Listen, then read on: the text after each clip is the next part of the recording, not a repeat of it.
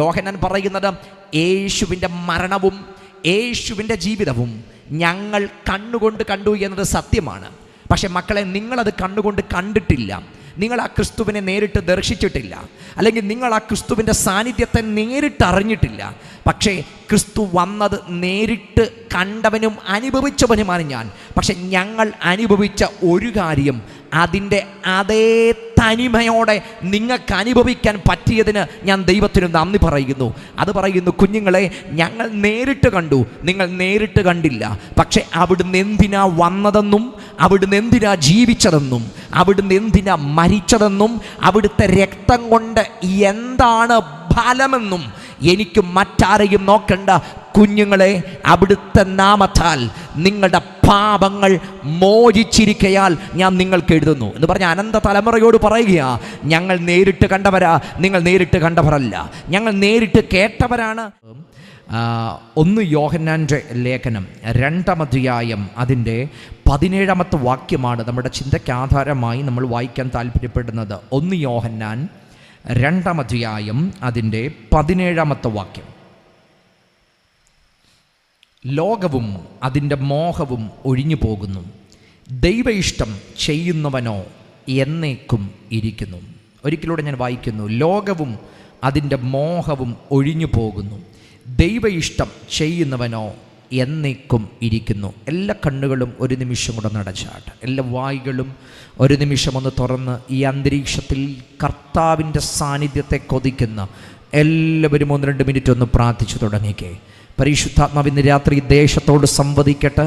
ഇതിനകത്ത് വന്നിരിക്കുന്ന നമ്മോട് ഇടപെടുന്ന അത്ഭുത ദൈവപ്രവൃത്തിയുടെ നിമിഷമായി മാറട്ടെ. എല്ലാ വായികളിലും തുറക്കട്ടെ. ആ ദൈവ സാന്നിധ്യത്തെ കൊതിയോടെ അനുഭവിക്കുന്ന ജനം ഒരുമിച്ച് പ്രാർത്ഥിച്ചു തുടങ്ങട്ടെ.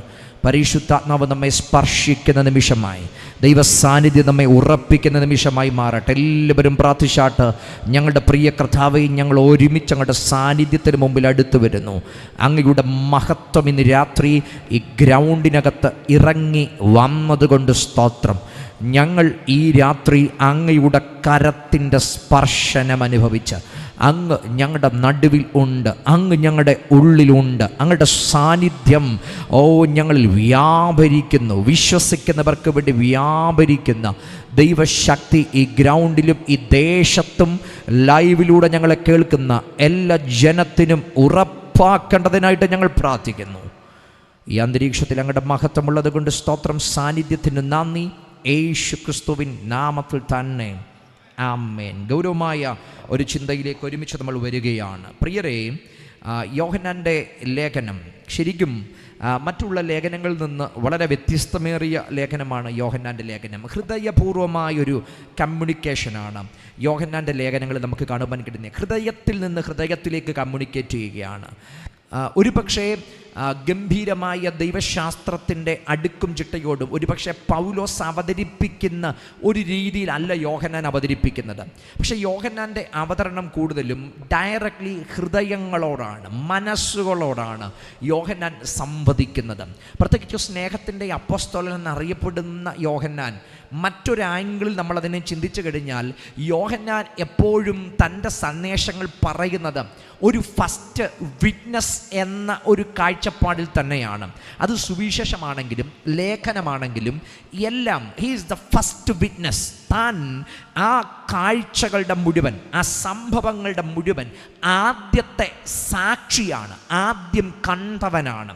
അതുകൊണ്ട് ഈ ലേഖനം തുടങ്ങുമ്പോൾ തന്നെ യോഹന്നാൻ പറയുന്ന ആ പദപ്രയോഗം, ആദ്യത്തെ വാക്യം, ആദ്യം മുതലുള്ളതും ഞങ്ങൾ കേട്ടതും സ്വന്തം കണ്ണുകൊണ്ട് കണ്ടതും ഞങ്ങൾ നോക്കിയതും ഞങ്ങളുടെ കൈ തൊട്ടതുമായ ജീവൻ്റെ വചനം സംബന്ധിച്ച്. കാരണം ഏതാണ്ട് 1-ാം നൂറ്റാണ്ടിൻ്റെ അവസാന പാദങ്ങളൊക്കെ എത്തിയപ്പം യേശുക്രിസ്തുവിൻ്റെ വ്യക്തിത്വത്തെയും യേശുവിൻ്റെ ഐഡൻറ്റിറ്റിയുമൊക്കെ ചോദ്യം ചെയ്യുന്ന ഒട്ടനവധി ദുരുപദേശ സംഘടനകൾ പൊട്ടിമുളച്ചു.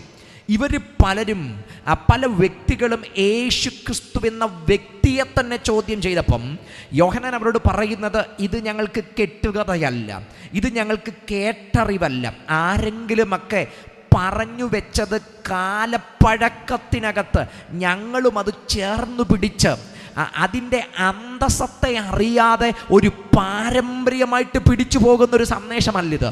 മറിച്ച് ഇത് ഞങ്ങൾക്കൊരനുഭവമാണ്. ഇത് ഞങ്ങൾ കേട്ടു എന്നതിനേക്കാൾ, മറ്റാരോ പറഞ്ഞു കേട്ടു എന്നതിനേക്കാൾ ഇത് ഞങ്ങൾ നേരിട്ട് കേട്ടതാണ്. ഇത് ഞങ്ങളുടെ കണ്ണ് കണ്ടതാണ്. We are the prime witness, we are the first witness.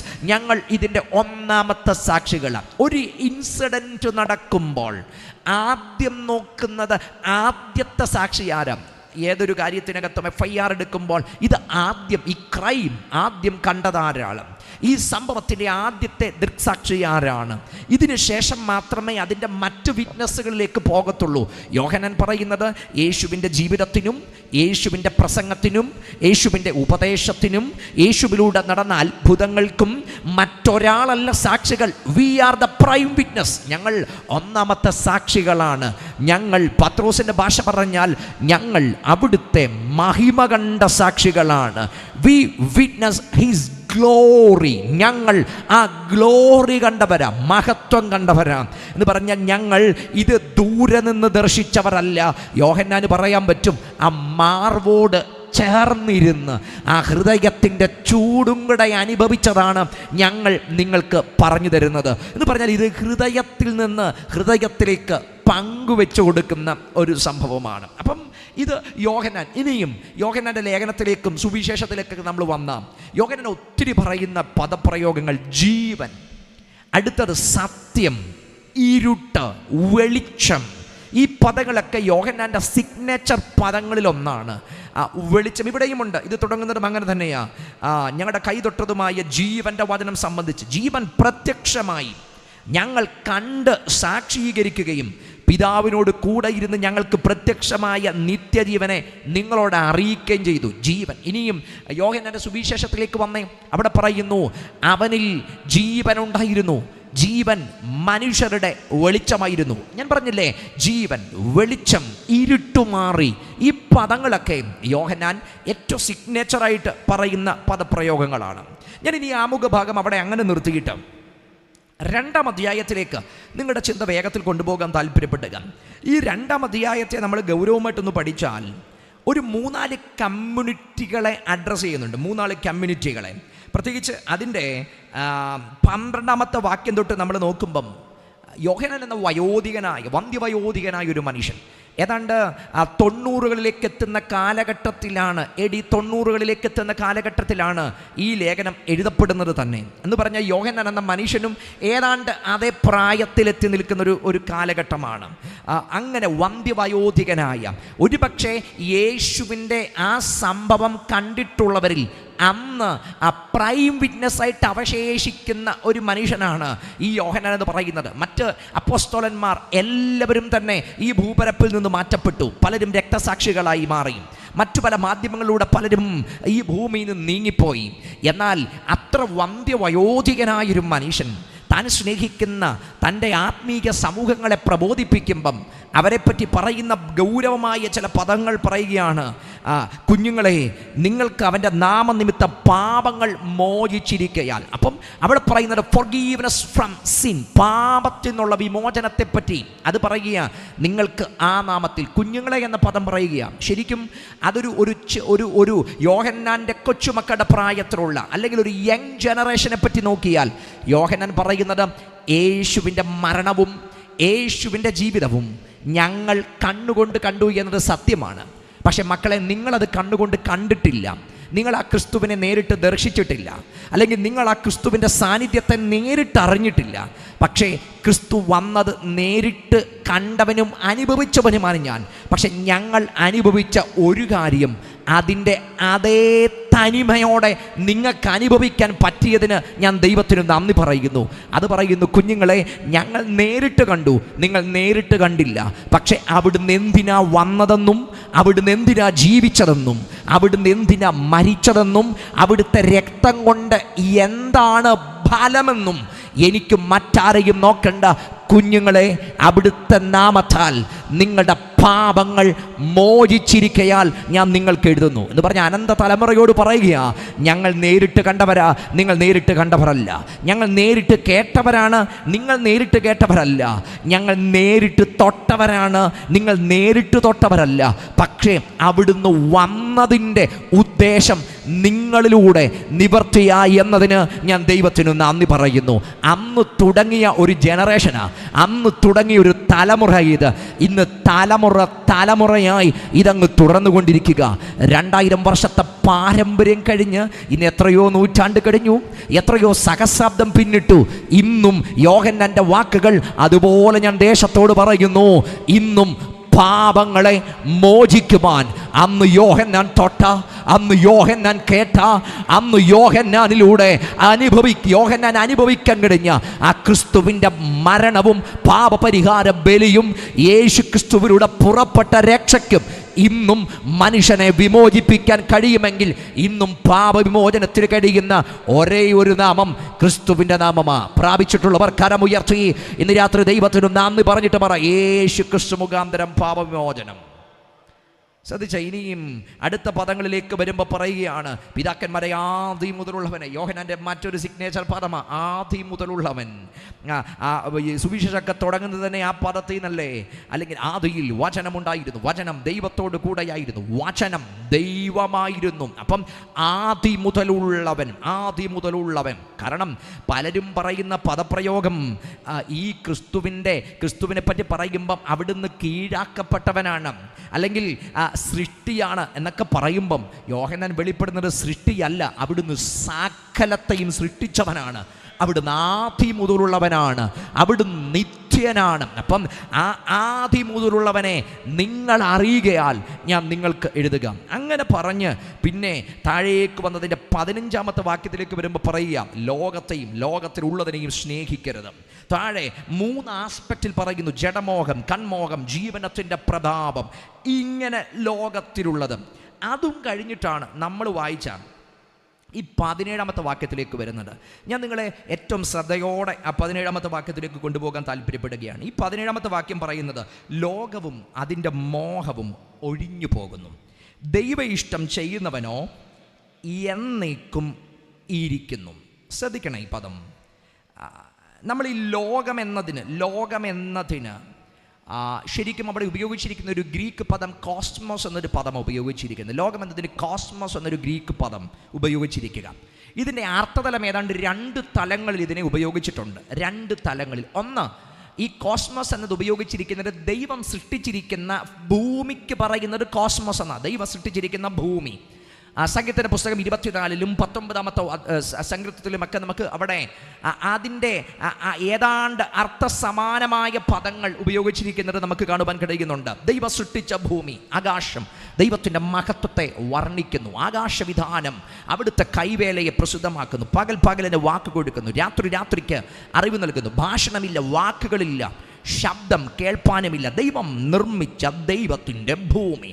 ഇനിയും 24-ാം സങ്കീർത്തനത്തിലേക്ക് വരുമ്പോൾ അവിടെ നമ്മൾ കാണുന്നുണ്ട്, ഭൂമിയും അതിൻ്റെ പൂർണ്ണതയും ഭൂതലവും അതിൻ്റെ നിവാസികളും യഹോവയ്ക്കുള്ളതാകുന്നു. അപ്പം അവിടെയും പറയുന്നു ഈ ഭൂമി ദൈവത്തിൻ്റെതാണ്. അപ്പം ഈ കോസ്മോസിൻ്റെ ആദ്യത്തെ അർത്ഥമെന്ന് പറഞ്ഞാൽ ദൈവം സൃഷ്ടിച്ച ഭൂമി, ദൈവം കാര്യകർത്താവായ ഭൂമി, ദൈവത്തിൻ്റെ വാക്കിനാൽ ഉളവായ ഭൂമി. അതാണ് ആദ്യത്തെ അർത്ഥതലമെന്ന് പറയുന്നത്. ഇനി 2-ാമത്തെ ഈ ഭൂമി എന്നതിന് ഒരർത്ഥതലമുണ്ട്. 2-ാമത്തെ ഭൂമി എന്നതിന് അത് പറയുന്നത് താഴ്ച വന്ന ഭൂമി. അടുത്തത്, ആ താഴ്ച വന്ന ഭൂമിയിലെ മാനുഷിക സിസ്റ്റവും ജഡീക സിസ്റ്റവും അത് എപ്പോഴും ദൈവ പദ്ധതികൾക്ക് വിരോധമായി നിൽക്കുമ്പം അതിന് പറയുന്ന പേരും ഈ കോസ്മോസ് എന്ന പദമാണ്. അപ്പം ആദ്യ ഭാഗത്ത് ഒരു കോമൺ ആയിട്ടൊരു ഭൂമിയെ അതിനെ കോസ്മോസ് എന്ന് പറയുമ്പം, 2-ാം ഭാഗത്ത് വരുമ്പം ദൈവഹിതത്തിന് വിരോധമായി നിൽക്കുന്ന, അല്ലെങ്കിൽ പാപത്തിലേക്കൊരുവനെ നയിക്കുന്ന, പൈശാചികതയിലേക്കൊരുവനെ നയിക്കുന്ന, തിന്മയിലേക്കൊരുവനെ നയിക്കുന്ന, അരാജകത്വത്തിലേക്കൊരുവനെ നയിക്കുന്ന ആ ഭൂമി അതെപ്പോഴും എന്തിനെതിരാണ്? ദൈവത്തിൻ്റെ സിസ്റ്റങ്ങൾക്കെതിരാണ്. എന്ന് പറഞ്ഞാൽ ദൈവം എന്തൊക്കെ സിസ്റ്റം ഒരുക്കിയോ അതിൻ്റെ മുഴുവൻ ഡ്യൂപ്ലിക്കേറ്റുകളും ഈ വേൾഡിൽ നമുക്ക് കാണാൻ പറ്റും. ദൈവം ഒരുക്കിയ ഡിവൈൻ സിസ്റ്റത്തിൻ്റെ ഡ്യൂപ്ലിക്കേറ്റുകൾ ഈ വേൾഡിൻ്റെ സിസ്റ്റത്തിനകത്ത് കാണും. ഇനിയും ഈ ഭൂമിയുടെ അധിപതി ആരാണ്? അധിപതി പിശാചാണ്. അതുകൊണ്ട് ആ പിശാചെന്ന ഈ ലോകത്തിൻ്റെ പ്രഭുവും ദൈവിക പദ്ധതികളെ പലതിനെയും ഡ്യൂപ്ലിക്കേറ്റ് ചെയ്തിരിക്കുകയാണ്. അതുകൊണ്ടാണ് നമ്മൾ എഫേസ്യ ലേഖനം വായിക്കുമ്പം അതിനകത്ത് പറയുന്നത് നമുക്ക് പോരാട്ടമുള്ളത് ജഡ രക്തങ്ങളോടല്ല, മറിച്ച് വാഴ്ചകളോടും അധികാരങ്ങളോടും ഈ ലോകത്തിൻ്റെ ആ ദുഷ്ടാത്മസേനകളോടും സ്വർലോകങ്ങളുടെ ദുഷ്ടാത്മസേനകളോടും. അപ്പം ഈ ലോകത്തിൻ്റെ അധിപതികൾ സ്വർലോകങ്ങളുടെ ദുഷ്ടാത്മസേനകൾ എന്ന് പറഞ്ഞ ദൈവിക സിസ്റ്റത്തിൻ്റെ മുഴുവൻ ഡ്യൂപ്ലിക്കേറ്റും ആരുണ്ടാക്കി കഴിഞ്ഞു? പിശാച് ഉണ്ടാക്കി കഴിഞ്ഞു. ഈ ഭൂമിയിലെ സിസ്റ്റം, ഈ കോസ്മോസിലെ സിസ്റ്റം ദൈവഹിതത്തിൻ്റെ നേരെ ഓപ്പോസിറ്റ് സിസ്റ്റമാണ്.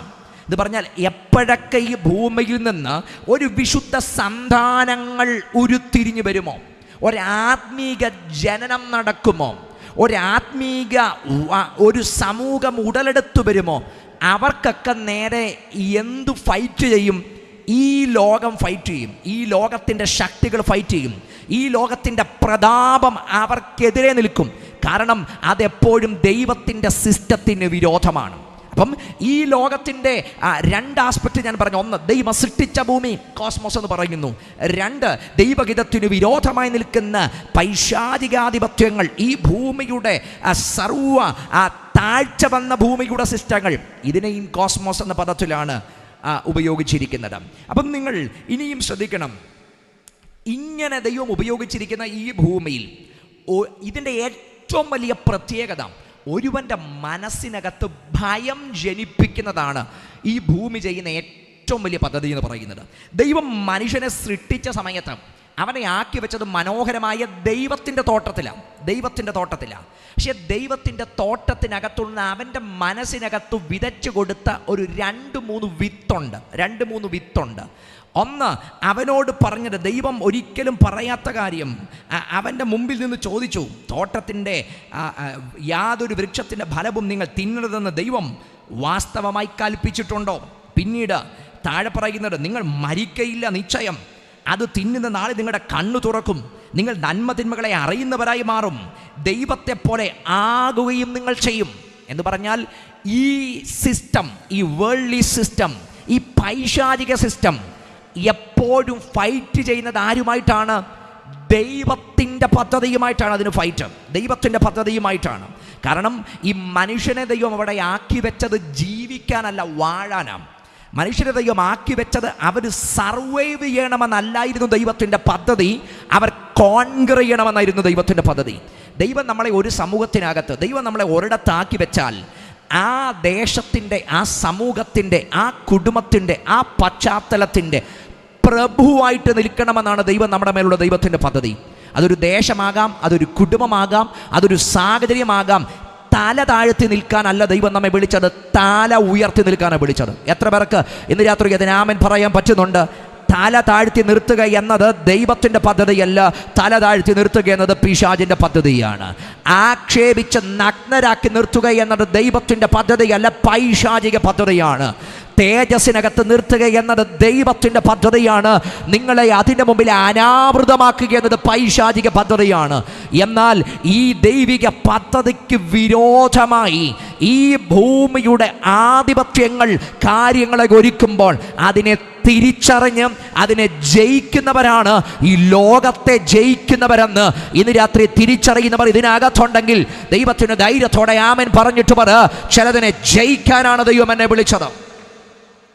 അപ്പം ശ്രദ്ധിച്ചേ, ഈ എന്തിനാ ദൈവം നമ്മെ വിളിച്ചത്? വാഴാനാണ് വിളിച്ചത്. പക്ഷെ വാഴാൻ വിളിച്ചവൻ്റെ മനസ്സിലേക്ക് ഇട്ടുകൊടുക്കുന്ന ചോദ്യങ്ങൾ, ദൈവത്തെ സംശയിക്കുന്ന ചോദ്യങ്ങൾ, ദൈവത്തിൻ്റെ പരമാധികാരത്തെ ചോദ്യം ചെയ്യുന്നത്, അതങ്ങനെ തന്നെയാണോ എന്ന് സംശയം ജനിപ്പിക്കുന്നത്, ഇവരുടെ മനസ്സിലൊരു രണ്ടാമത്തെ തോട്ടിട്ട് കൊടുക്കുക. രണ്ടാമത്തൊരു തോട്ട്, കർത്താവിനെ വിട്ടു മാറരുതെന്ന് അവരുടെ മനസ്സിനകത്ത് ബോധ്യമുണ്ടെങ്കിലും ഒന്നും കൂടെ നിങ്ങൾ ചിന്തിക്കണം, ഒന്നും കൂടെ നിങ്ങൾ ഒരു റീതിങ്ക് ചെയ്യണം എന്ന് പറഞ്ഞ്, ഈ റീതിങ്ക് എന്ന് പറഞ്ഞാൽ നിങ്ങൾ ആരെയാണ് ഉപേക്ഷിക്കേണ്ടി വരുന്നത്? ദൈവത്തെ ഉപേക്ഷിക്കേണ്ടത് ചിന്തയിട്ട് കൊടുത്തു.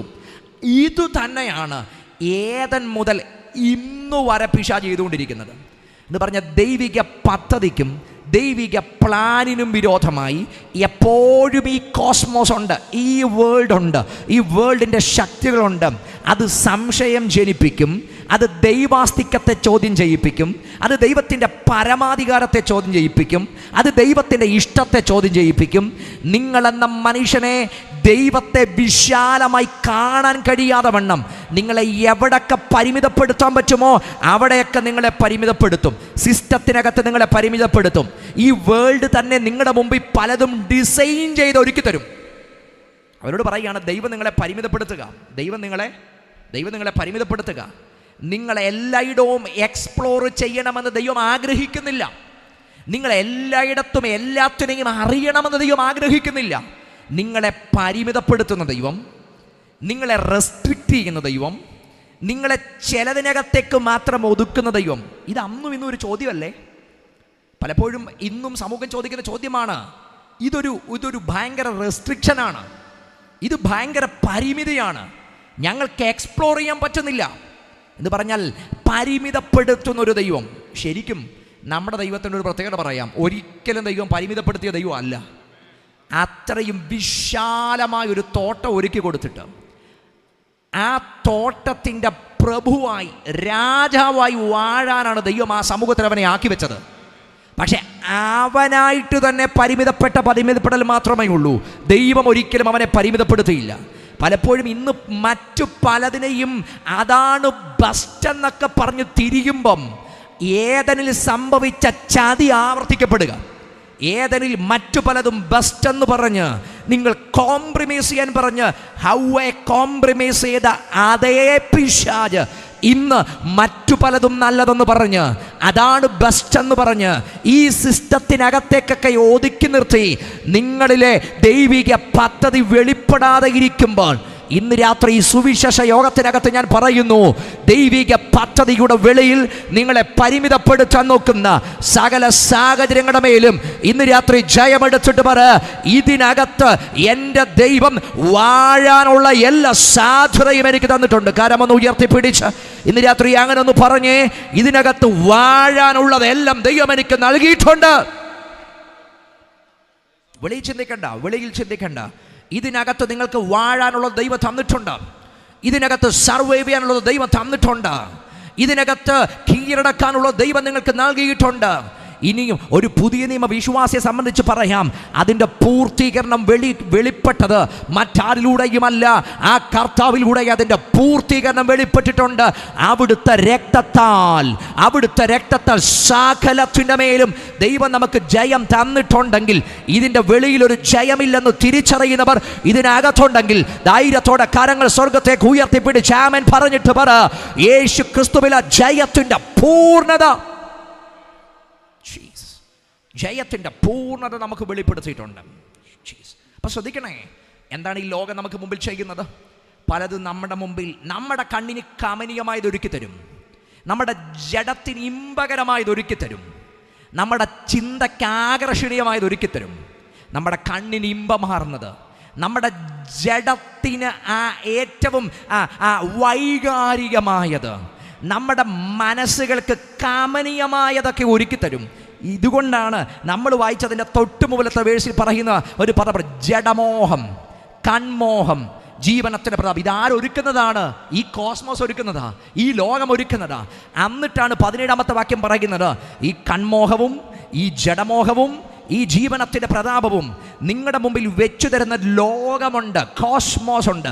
പക്ഷേ അവിടെയാണ് എഴുത്തുകാരൻ പറയുന്നത് ലോകവും അതിൻ്റെ മോഹവും ഒഴിഞ്ഞു പോകും എന്ന് പറഞ്ഞ ഒരു റിയാലിറ്റിയുടെ മുമ്പിലേക്ക് നമ്മളെ കൊണ്ട് നിർത്തിയിട്ട് പറയുകയാണ്, നിങ്ങളുടെ കണ്ണിന് മുമ്പിൽ പെരുപ്പിച്ച് കാണിക്കുന്നത് ഒന്നിനും ആയുസില്ല. നിങ്ങളുടെ കണ്ണിന് മുമ്പിൽ പെരുപ്പിച്ച് കാണിക്കുന്ന ഒന്നിനും ആയുസില്ല. ഇതൊന്നും നിത്യമല്ല, ഇതൊന്നും നിലനിൽക്കുന്നതല്ല. എൻ്റെ പ്രിയരെ, ഇന്നത്തെ ഒരു കാലഘട്ടത്തിൻ്റെ പ്രത്യേകതയ്ക്കകത്ത് എന്തിനാണ് നിലനിൽപ്പുള്ളത്? നമ്മുടെ കയ്യിലുള്ളൊരു ഫോണാകട്ടെ, ഇതിന് എത്ര നാളത്തെ വാലിഡിറ്റി ഉണ്ട്? ഇതിന് എത്ര കാലം ഇത് നിലനിൽക്കും?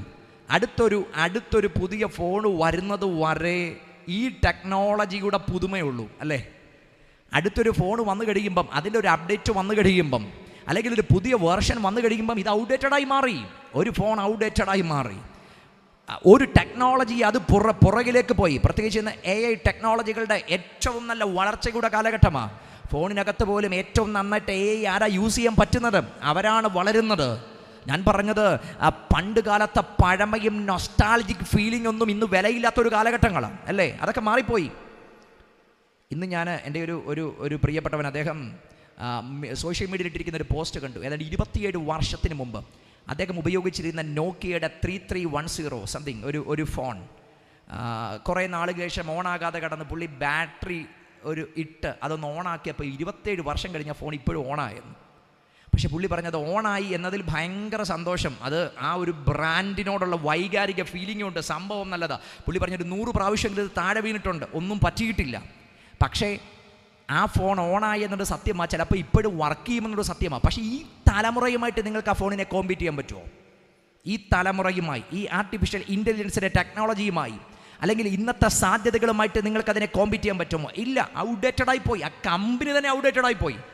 ചിന്തിക്കാൻ പറ്റുമോ? ഇത്രയും ടോപ്പിൽ നിന്നുകൊണ്ട് എതിരാളികളില്ലാത്ത നോക്കിയ എന്ന് പറയുന്ന ഒരു ബ്രാൻഡ് ഒരു സുപ്രഭാതത്തിൽ ഒരാളും ചർച്ച ചെയ്യാത്ത നിലയിൽ ഇന്ന് ഫോണുകളുടെ നിരത്തി നിങ്ങളൊരു ഓക്സിജനിലോട്ട് കയറി, നിങ്ങൾ മൈജിയിലോട്ട് കയറിയാം, അവിടെ നോക്കിയുടെ ഒരു സെഷൻ ഉണ്ടോ? ഇല്ല. ഒരു സെക്ഷൻ ഇല്ലാതായി മാറിപ്പോയി.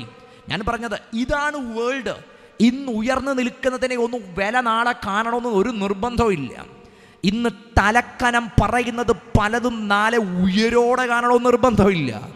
ഇന്ന് ഉയർന്നു നിൽക്കുന്ന പലതിനും നാളെ അസ്തിത്വമുണ്ടെന്ന് പറയാൻ പോലും പറ്റത്തില്ല.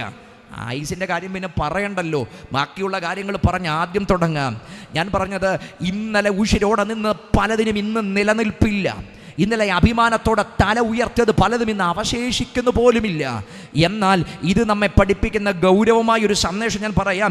ഇത്രയുള്ളൂ ഈ ഭൂമി, ഇത്രയുള്ളൂ ഈ ഭൂമിയിലുള്ളത്. സെലിബ്രിറ്റികളുടെ ലോകം, ഇൻഫ്ലുവൻസേഴ്സിൻ്റെ ലോകം. ഇന്നുള്ളവർ പലരും നാളെയില്ല. ഇന്ന് ഉയർന്നു വന്നവർ പലരും നാളെയില്ല. അല്ലെങ്കിൽ ഇന്നത്തെ നന്മ മരങ്ങൾ പലരും നാളെയില്ല. കാലങ്ങൾ പലരെയും തൂത്തും മായ്ച്ചു കളഞ്ഞു. പക്ഷേ ഈ ലോകവും അതിലുള്ളതൊക്കെ മാറിപ്പോകുമ്പം അതിൻ്റെ നടുവിലാണ് ഒരു മെസ്സേജ് പ്രബലമായി കിടക്കുന്നത്. ദൈവ ഇഷ്ടം ചെയ്യുന്നവനോ എന്നേക്കും ഇരിക്കും. നമ്മുടെ മുമ്പിൽ ഒരു കാര്യം റിയാലിറ്റിയാണ്. ഈ ഭൂമിയിലുള്ള ഒന്നിനും നിത്യമായ വാൾഡിറ്റി ഇല്ല, ശാശ്വതമായ വാൾഡിറ്റി ഇല്ല. ഇതൊക്കെ ഒരു കാലഘട്ടം ഉള്ളതും നാളെ അവസാനിക്കുന്നതുമാണ്. അതിന് എത്ര കോടി എൻ്റെ കയ്യിലുണ്ടെന്ന് പറഞ്ഞിട്ട് ഒരു കാര്യമില്ല.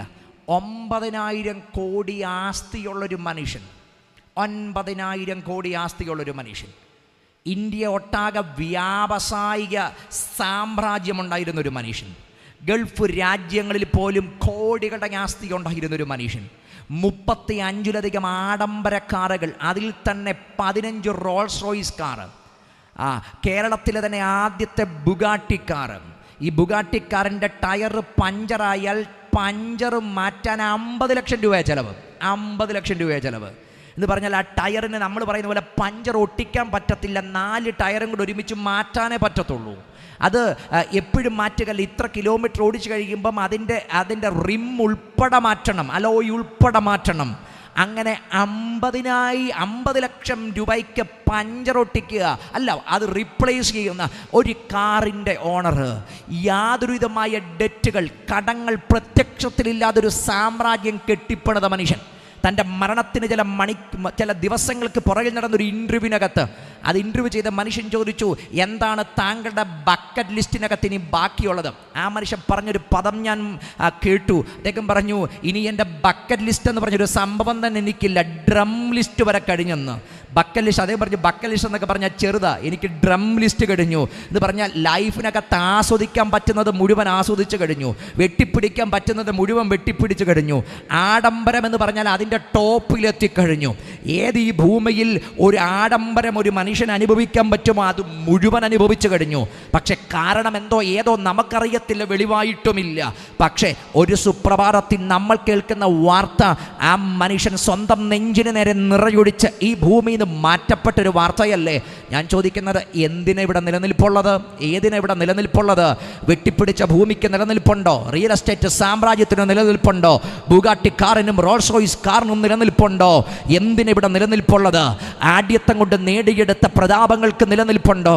ഈ ഭൂമിയിൽ ഉന്നത സൗധങ്ങൾക്ക് നിലനിൽപ്പുണ്ടോ? ഇവിടെ എത്ര എത്ര മനോഹരമായിട്ട് നെയ്തെടുക്കുന്ന നെയ്ത്തുശാലയിൽ നെയ്തെടുക്കുന്ന വസ്ത്രങ്ങൾക്ക് നിലനിൽപ്പുണ്ടോ? എന്തിനാ നിലനിൽപ്പുള്ളത്?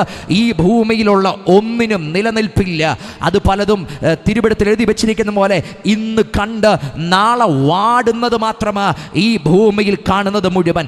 എന്നാൽ അതിൻ്റെ നടുവിലാണ് ദൈവോന്മുഖമായി ചിന്തിക്കുകയും ദൈവത്തെ അന്വേഷിക്കുകയും ദൈവത്തെ കണ്ടെത്തുകയും ചെയ്യുന്ന ഒരു വ്യക്തിയെ സംബന്ധിച്ച് പറയാം, ആ വ്യക്തി ഇന്നു മാത്രമല്ല എന്നേക്കും നിലനിൽക്കുമെങ്കിൽ ആ ദൈവികമായ കാഴ്ചപ്പാടിലേക്ക് ദൈവികമായ കണ്ണുയർത്തി നമ്മൾ വരുന്നുവെങ്കിൽ ഇന്നല്ല എന്നേക്കും നിലനിൽക്കും, എന്നേക്കും നിലനിൽക്കും. അപ്പം ഈ ലോകവും അതിലുള്ളതൊക്കെയും മാറിപ്പോകും, പക്ഷെ ദൈവ ഇഷ്ടം ചെയ്യുന്നവനോ എന്നേക്കും നിൽക്കും. ശ്രദ്ധിക്കണം, ഇനി നമ്മൾ ഗൗരവമായ 1-2 കാര്യങ്ങളിലേക്ക് വരാൻ പോവുകയാണ്. ഈ യോഹന്നാൻ്റെ ലേഖനത്തിൻ്റെ പ്രത്യേകത 2 കാര്യങ്ങളെ തമ്മിൽ ഭയങ്കരമായിട്ട് കൂട്ടിമുട്ടിക്കും. 2 കാര്യങ്ങളെ പറ്റി: ദൈവത്തിനുള്ളത്, ജഡത്തിനുള്ളത്.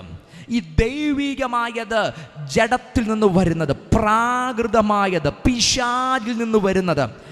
ഈ ദൈവത്തിൻ്റെ വകയേതാണ്, പിശാചിൻ്റെ വകയേതാണ്? ദൈവത്തിൽ നിന്നുള്ളവൻ എന്താണ് പ്രവർത്തിക്കുന്നത്, പിശാചിൽ നിന്നുള്ളവൻ എന്താണ് പ്രവർത്തിക്കുന്നത്? ഇത് തമ്മിലൊരു ഭയങ്കര താരതമ്യം നിങ്ങൾക്ക് ഈ ലേഖനത്തിനകത്ത് കാണാൻ കഴിയും. 2:16 തന്നെ നോക്കിയാൽ മതി. ജഡമോഹം, കൺമോഹം, ജീവനത്തിൻ്റെ പ്രതാപം, ഇങ്ങനെ ലോകത്തിലുള്ളത്. അപ്പം അത് ലോകത്തിലുള്ളതാണ്.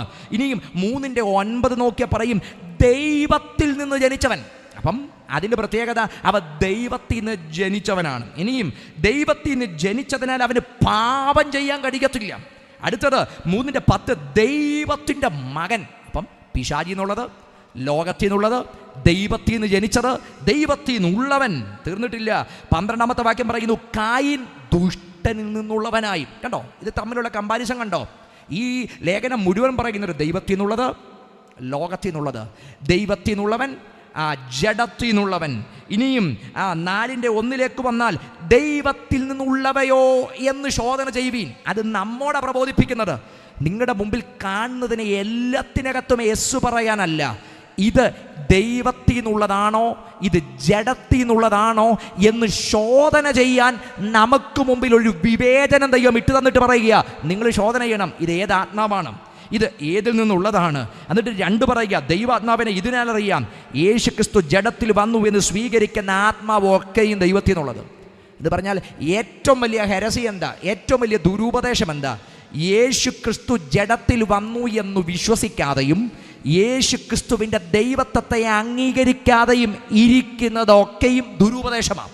അങ്ങനെ ഞങ്ങൾ ഈ ലോകത്തോട് പ്രസംഗിക്കുന്ന ഏറ്റവും വലിയ സന്ദേശം, ഇന്നേക്ക് 2000 വർഷങ്ങൾക്ക് മുമ്പ് അവിടുന്ന് നമ്മുടെ പാപത്തിൻ്റെ പരിഹാരത്തിനായി ഈ ഭൂമിയിൽ വന്നു എന്നും അവിടുന്ന് സാക്ഷാൽ ദൈവമായിരുന്നുവെന്നും അവിടുത്തെ മരണത്താൽ എൻ്റെ പാപം മാറിയെന്നും അവിടുത്തെ മരണത്താൽ എനിക്ക് ജീവൻ കിട്ടിയെന്നും അവിടുത്തെ മരണത്താൽ എൻ്റെ ശാപം മാറിയെന്നും എനിക്ക് നിത്യജീവൻ ലഭിച്ചു എന്നും ഈ ലോകത്തിന് കൈമാറുവാനുള്ള ഒരു ബിഗസ്റ്റ് മെസ്സേജ് എന്ന് പറയുന്നത്. രാത്രി ഈ പബ്ലിക് യോഗത്തിലൂടെ ദേശത്തോട് ഞങ്ങൾ ഒരിക്കലൂടെ വിളിച്ചു പറയുന്നത്, അനവധി കൺവെൻഷനുകൾ നടന്നിട്ടുള്ള ഈ ദേശത്തിൽ വിളിച്ചു പറയുന്ന സന്ദേശം അത് തന്നെയാ. യേശു ക്രിസ്തു ദൈവപുത്രനാണ്, യേശു ക്രിസ്തു മാത്രം ദൈവമാണ്, യേശു ക്രിസ്തുവിന് മാത്രമേ മനുഷ്യനെ വിടുവിക്കാൻ കഴിയത്തുള്ളൂ.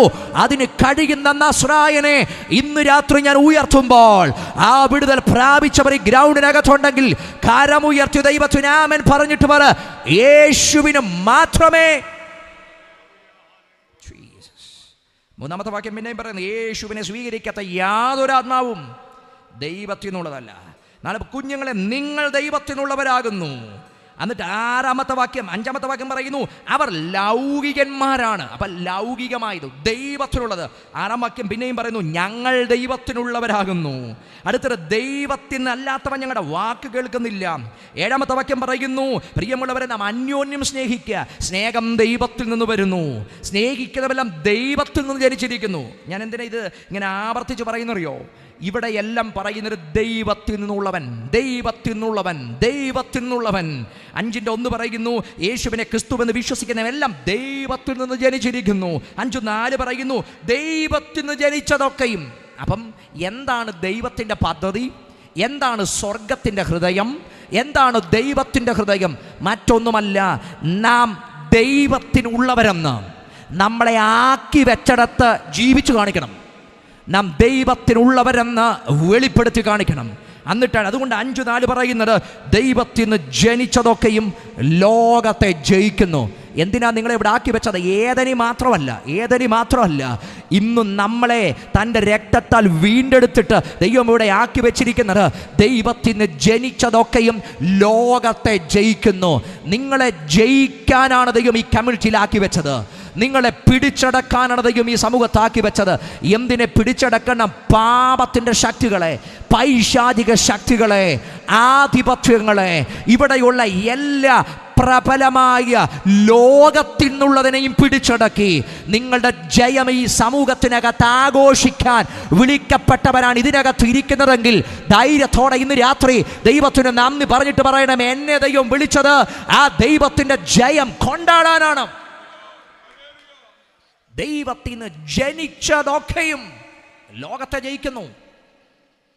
പലപ്പോഴും യാഥാർത്ഥ്യം ഈ ലോകത്തിൽ നിന്നുള്ളത് ഏതാ, ദൈവത്തിൽ നിന്നുള്ളത് ഏതാന്ന് പോലും ഇന്ന് ഡിഫറൻഷിയേറ്റ് ചെയ്യാൻ പറ്റുന്നില്ല. വലിയ മാറ്റമൊന്നുമില്ല. ഏതാണ്ടൊക്കെ പിണഞ്ഞു കിടക്കുന്നൊരു സാഹചര്യത്തിനകത്ത് കിടക്കുക. പക്ഷെ അവിടെയാണ് നമ്മുടെ തനി സ്വരൂപം കാണിക്കാൻ പറയുന്നത്. എന്താ നമ്മുടെ തനി സ്വരൂപം? അത് ഈ പലരും പറയുന്ന പോലെ പണ്ടുള്ള സ്വരൂപമല്ല, പണ്ടുള്ള സ്വഭാവമല്ല. നമ്മെ സൃഷ്ടിച്ചവൻ്റെ പ്രതിമ പ്രകാരം പുതുക്കം പ്രാപിക്കുന്ന പുതിയ മനുഷ്യനെ, അപ്പം നമ്മെ സൃഷ്ടിച്ചവൻ്റെ അതേ സ്വരൂപത്തോട് അനുരൂപപ്പെടുന്ന ഒരു ജയമാണ് നമ്മിത് പുറത്തു വരേണ്ടത്. എന്ന് പറഞ്ഞാൽ ഇന്നലത്തെ വാക്കെൻ്റെ മാറി, ഇന്നലത്തെ എൻ്റെ ചിന്ത മാറി, ഇന്നലത്തെ എൻ്റെ കാഴ്ചപ്പാടുകൾ മാറി. ഒരുവൻ ദൈവത്തിൽ നിന്ന് ജനിച്ചാൽ, ഒരുവൻ ക്രിസ്തുവിനുള്ളവനായാൽ എന്താ സംഭവിക്കുന്നത്? ദേശത്തോട് നിങ്ങൾ പറയണം, ക്രിസ്തുവിനുള്ളവനായതുകൊണ്ട് ഇന്നലെ പറഞ്ഞതുപോലെ എനിക്ക് പറയാൻ പറ്റത്തില്ല. ക്രിസ്തുവിനുള്ളവനായതുകൊണ്ട് ഇന്നലെ പ്രതികരിച്ചതുപോലെ എനിക്ക് പ്രതികരിക്കാൻ പറ്റത്തില്ല. ക്രിസ്തുവിനുള്ളവനായതുകൊണ്ട് ഇന്നലെ ഇടപെട്ടതുപോലെ എനിക്ക് ഇടപെടാൻ പറ്റത്തില്ല. കാരണം എന്നെ ആ പാടെ മാറ്റിമറിച്ച ഒരു ജനനമായിരുന്നു ദൈവത്തിൽ നിന്നുള്ള ജനനമെന്ന് പറയുന്നത്. ഇനിമേൽ ഈ ഇന്നലെ ഞാൻ ജീവിച്ച ലോകത്തിന് എന്മേൽ കർത്തൃത്വമില്ല. എന്നിൽ കർത്തൃത്വമുള്ളത് എന്നെ ജനിപ്പിച്ച ആ ദൈവത്തിനാണെങ്കിൽ എത്ര പേർക്ക് ആ ജനനത്തിന് നന്ദി പറയാൻ പറ്റുന്നുണ്ട്? എന്നെ ജനിപ്പിച്ച ആ ഡിവൈൻ ബർത്തിന്. ജീസസ്. അതാണ് നമ്മുടെ ജനനം, അതാണ് നമ്മുടെ ഐഡന്റിറ്റി, അതാണ് നമ്മുടെ മുഖമുദ്ര എന്ന് പറയുന്നത്. അപ്പോൾ ശ്രദ്ധിക്കണം, ഈ ലോകം ഇതിനുള്ളതൊക്കെ ഈ മാറിപ്പോകും. ആരും ചിരഞ്ജീവിയല്ല. ആർക്കും ഇവിടെ എറ്റേണലായിട്ട് ജീവിക്കാൻ പറ്റത്തില്ല. ഇന്ന് കാണുന്നത് മുഴുവൻ നാളെ വാടിപ്പോകുന്നത് മാത്രമേ ഉള്ളൂ. ഏത് ബ്ലിസും, നമ്മളെ എത്ര ബ്ലിസ് കാത്തു സൂക്ഷിച്ചാലും ഇതിനൊന്നും എറ്റേണൽ ഫെയ്ഡിങ് ഇല്ലാതെ ജീവിക്കാൻ പറ്റുന്നത് ഒന്നും ഈ ഭൂമിയിലില്ല. പിന്നെ ആകെപ്പാടെ ആയുസിനകത്ത് അനുഭവിച്ച ഒറ്റ കാര്യമുണ്ട്, അതിന് മാത്രമേ ഉള്ളൂ ഒരു ഫെയ്ഡിങ്ങും ഇല്ലാത്ത. അതിൻ്റെ പേരാണ് നിത്യജീവൻ. ഈ നിത്യജീവൻ്റെ പാത്രീഭൂതരായതുകൊണ്ടാണ് നമ്മൾക്കിന്ന് പ്രത്യാശയോടെ ഭാവിയിലേക്ക് നോക്കി പുഞ്ചിരിക്കാൻ കഴിയുന്നതിൻ്റെ പിൻപിലെ കാര്യം. യേശുക്രിസ്തു മുഖാന്തരം അകത്ത് കിട്ടിയ ഒന്നുണ്ട്, അതിൻ്റെ പേര് ഒരിക്കലും മങ്ങിപ്പോകാത്തൊരു പ്രത്യാശയുണ്ട്. അതുകൊണ്ടാണ് ഈ ജഡത്തിൽ ഇന്ന് സകല പ്രതിസന്ധികൾ വരുമ്പോഴും നൊടി നേരത്തേക്കുള്ള ലഘുവായ കഷ്ടം, അത്യന്തം അനവധിയായി തേജസ്സിൻ്റെ നിത്യകനം. ഇത് പറയുന്നത് ഫെയ്ഡായി പോകുന്ന ബോഡിയിൽ, ഫെയ്ഡായി പോകുന്ന ആയുസിൽ ഫെയ്ഡാകാത്ത ഒന്നുണ്ട്, അതിൻ്റെ പേരാണ് വെളിപ്പെടുവാനുള്ള തേജസ് എന്ന് പറയുന്നത്. അതുകൊണ്ട് റോമലേഖനം പറയുന്നത് നമ്മിൽ വെളിപ്പെടുവാനുള്ള തേജസ് വിചാരിച്ചാൽ ഈ കാലത്തിലെ കഷ്ടങ്ങൾ ഞാൻ സാരമില്ലെന്നുണ്ടെങ്കിൽ. തുലനം ചെയ്തൊരു മനുഷ്യനെയാണ് നിങ്ങളവിടെ കാണുന്നത്. തുലനം ചെയ്തു, ഈ ലോകത്തെ ഒരു തട്ടിൽ വെച്ചു, മറിച്ച് വെളിപ്പെടുവാനുള്ള ദൈവ തേജസ്സിനെ മറ്റൊരു തട്ടിൽ വെച്ചു. ഇതിൻ്റെ രണ്ടിൻ്റെയും കൂടെ അളവെടുത്തപ്പം ആ മനുഷ്യന് മനസ്സിലായി, വെളിപ്പെടുവാനുള്ള തേജസ് വിചാരിച്ചാൽ ഈ കാലത്തിലെ കഷ്ടങ്ങൾ സാരമില്ലെന്നുണ്ടെങ്കിൽ. ആയുസ് ഇതുപോലെ ചില കമ്പാരിസൺ വേണം. പലരും പറയുന്നത് ഈ നമ്മളെ മറ്റൊരു മനുഷ്യനുമായിട്ട് വേണ്ട, അതിൻ്റെ ആവശ്യമില്ല. നമ്മളെല്ലാം യുണീക്കാണ്. ഒരിക്കലും ഞാൻ എത്ര ശ്രമിച്ചാലും ബ്ലസൻ പാസ് ആകാൻ പറ്റത്തില്ല. ബ്ലസൻ പാസ് ഞാനുമാകാൻ പറ്റത്തില്ല. ഞാൻ മറ്റൊരു വ്യക്തിയുമായി തുലനം ചെയ്താൽ എനിക്ക് ആ വ്യക്തിയാകാൻ പറ്റത്തില്ല. ഞാൻ യുണീക്കാണ്. എന്നെ നിർമ്മിച്ച ദൈവത്തിൻ്റെ നിർമ്മിതി യുണീക്കുക. എനിക്ക് ദൈവം തന്ന താലന്തുകൾ യുണീക്കുക. എന്നെ ദൈവം ഉപയോഗിക്കുന്ന രീതി യുണീക്കുക. എന്നെ ദൈവം പ്രയോജനപ്പെടുത്തുന്ന അല്ലെങ്കിൽ എന്നിൽ ദൈവം എന്നെ ഉറപ്പിക്കുന്ന രീതി വ്യത്യാസമാണ്. ഞാൻ പറഞ്ഞത് ഞാനെന്ന വ്യക്തി വ്യത്യസ്തമാണ്. അത് മറ്റാരോടും തുലനം ചെയ്യേണ്ട ആവശ്യമില്ല. പക്ഷേ ഞാൻ ഒരു കാര്യം ലൈഫിനകത്ത് തുലനം ചെയ്യണം. ഈ പാസ്സായി പോകുന്ന മാറിപ്പോകുന്ന ഈ ഭൂമി ഒരു തട്ടിലും, മറിച്ച് പ്രാപിക്കപ്പെട്ട ദൈവിക ഐഡൻറ്റിറ്റിക്കകത്തുള്ള ദൈവിക തേജസ് മറ്റൊരു തട്ടിലും വെക്കുമ്പം എനിക്ക് മനസ്സിലാകും ഈ ഭൂമിയിലുള്ളതൊക്കെ വേഗം മാറും. പക്ഷെ ദൈവ ഇഷ്ടം ചെയ്യുന്നവൻ ഒരിക്കലും മാറത്തില്ല. അവൻ എന്നേക്കും നിലനിൽക്കും. അതുകൊണ്ടൊക്കെ ആ പൗലോസ് ജീവിതത്തിൻ്റെ ഒരു കോണിനകത്തെത്തിയപ്പം ലൈഫിനകത്ത് താൻ പലതിനെയും എറിഞ്ഞു കളഞ്ഞതിന് ശേഷം ക്രിസ്തു എന്ന ദൈവ വെളിപ്പാട് ലഭിച്ചപ്പം ആ ദൈവ വെളിപ്പാടിനെ നോക്കിയിട്ട് പൗലോസ് പറഞ്ഞൊരു പദമുണ്ട്, ക്രിസ്തുവിനെ നേടേണ്ടതിന് ഞാൻ ഇതൊക്കെയും ചവറന്നെണ്ണിയെന്ന്. പഴയതിൻ്റെ വലിപ്പമല്ല താൻ നോക്കിയത്, പണ്ട് വിലയുള്ളതായി കരുതി ഉയർത്തിപ്പിടിച്ചതൊക്കെ ഇന്ന് താൻ ഇട്ടൊരു പേരുണ്ട്, അത് മുഴുവൻ ചവറാണ്. അപ്പം ആ സിസ്റ്റം ഒരു കാലത്ത് തനിക്ക് വലുതല്ലായിരുന്നോ? യെസ്, അത് വലുതായിരുന്നു. അന്ന് ഒരു കാലത്ത് മഹാപുരോഹിതന്മാരുടെ അധികാരപത്രം വലുതല്ലായിരുന്നോ? യെസ്, അത് വലുതായിരുന്നു. അന്നത്തെ ജൂയിഷ് സിസ്റ്റം തനിക്ക് വലുതല്ലായിരുന്നോ? അതെ, ആ സിസ്റ്റം തനിക്ക് വലുതാ. പക്ഷെ ഡെമസ്കോസിൻ്റെ പടിവാതിക്കൽ വെച്ച സിസ്റ്റം അങ്ങ് മാറി. ഡെമസ്കോസിൻ്റെ പടിവാതിക്കൽ വെച്ച് അതുവരെ ഉണ്ടായിരുന്ന പ്രതാപം അങ്ങ് മാറി. കാരണം ഡെമസ്കോസിൻ്റെ പടിവാതിക്കൽ വെച്ച് കണ്ടുമുട്ടേണ്ടവനെ കണ്ടുമുട്ടിയപ്പം തനിക്കൊന്ന് മനസ്സിലായി, സിസ്റ്റങ്ങളെക്കാളും ഞാൻ നേടിയതിനേക്കാളും എനിക്കുള്ള പവറിനേക്കാളും എനിക്കുള്ള മണിയേക്കാളും എനിക്കുള്ള സകല പ്രിവിലേജുകളെക്കാളും മോർ പവർഫുള്ളായ മോർ ബ്ലിസ്ഫുള്ളായ ഒരുവൻ എനിക്ക് വേണ്ടി ഉണ്ടെന്ന് തിരിച്ചറിഞ്ഞപ്പോൾ പൗലോസ് പറഞ്ഞു, ക്രിസ്തുവിനെ നേടേണ്ടതിന് ഇതൊക്കെയും ഞാൻ ചവറന്നുണ്ടുക. ഇന്ന് രാത്രി ഞങ്ങൾ ഒട്ടും കുറഞ്ഞതോ മറ്റതിനോടൊപ്പം പറയാൻ പറ്റുന്നതോ അല്ല. ഇന്ന് രാത്രി പറയുന്നത്, ഈ ലോകവും ഇവിടെ ഉള്ളത് മൊത്തം ഒഴിഞ്ഞു പോയാലും നിങ്ങളുടെ കരം ഇന്നു പിടിച്ചാൽ ഇനി എന്തൊക്കെ സംഭവിച്ചാലും കരം വിട്ടു കളയാതെ ആ ദിവസം വരെ കൈപിടിച്ച് കൊണ്ടെത്താൻ കഴിയുന്ന ഒരുവനുണ്ട്, ഒരു ശബ്ദമുണ്ട്, ഒരു അധികാരമുണ്ട്, ഒരു രക്ഷകനുണ്ട്. കൈപിടിച്ചിട്ടുള്ളവർ ഇന്ന് രാത്രി ധൈര്യത്തോടെ നന്ദി പറഞ്ഞിട്ട് പറ, അതാണ് നാസറേയന്റെ കരമടിച്ച് ഇന്ന് രാത്രി ദൈവത്തിന് നന്ദി പറഞ്ഞിട്ട് പറ.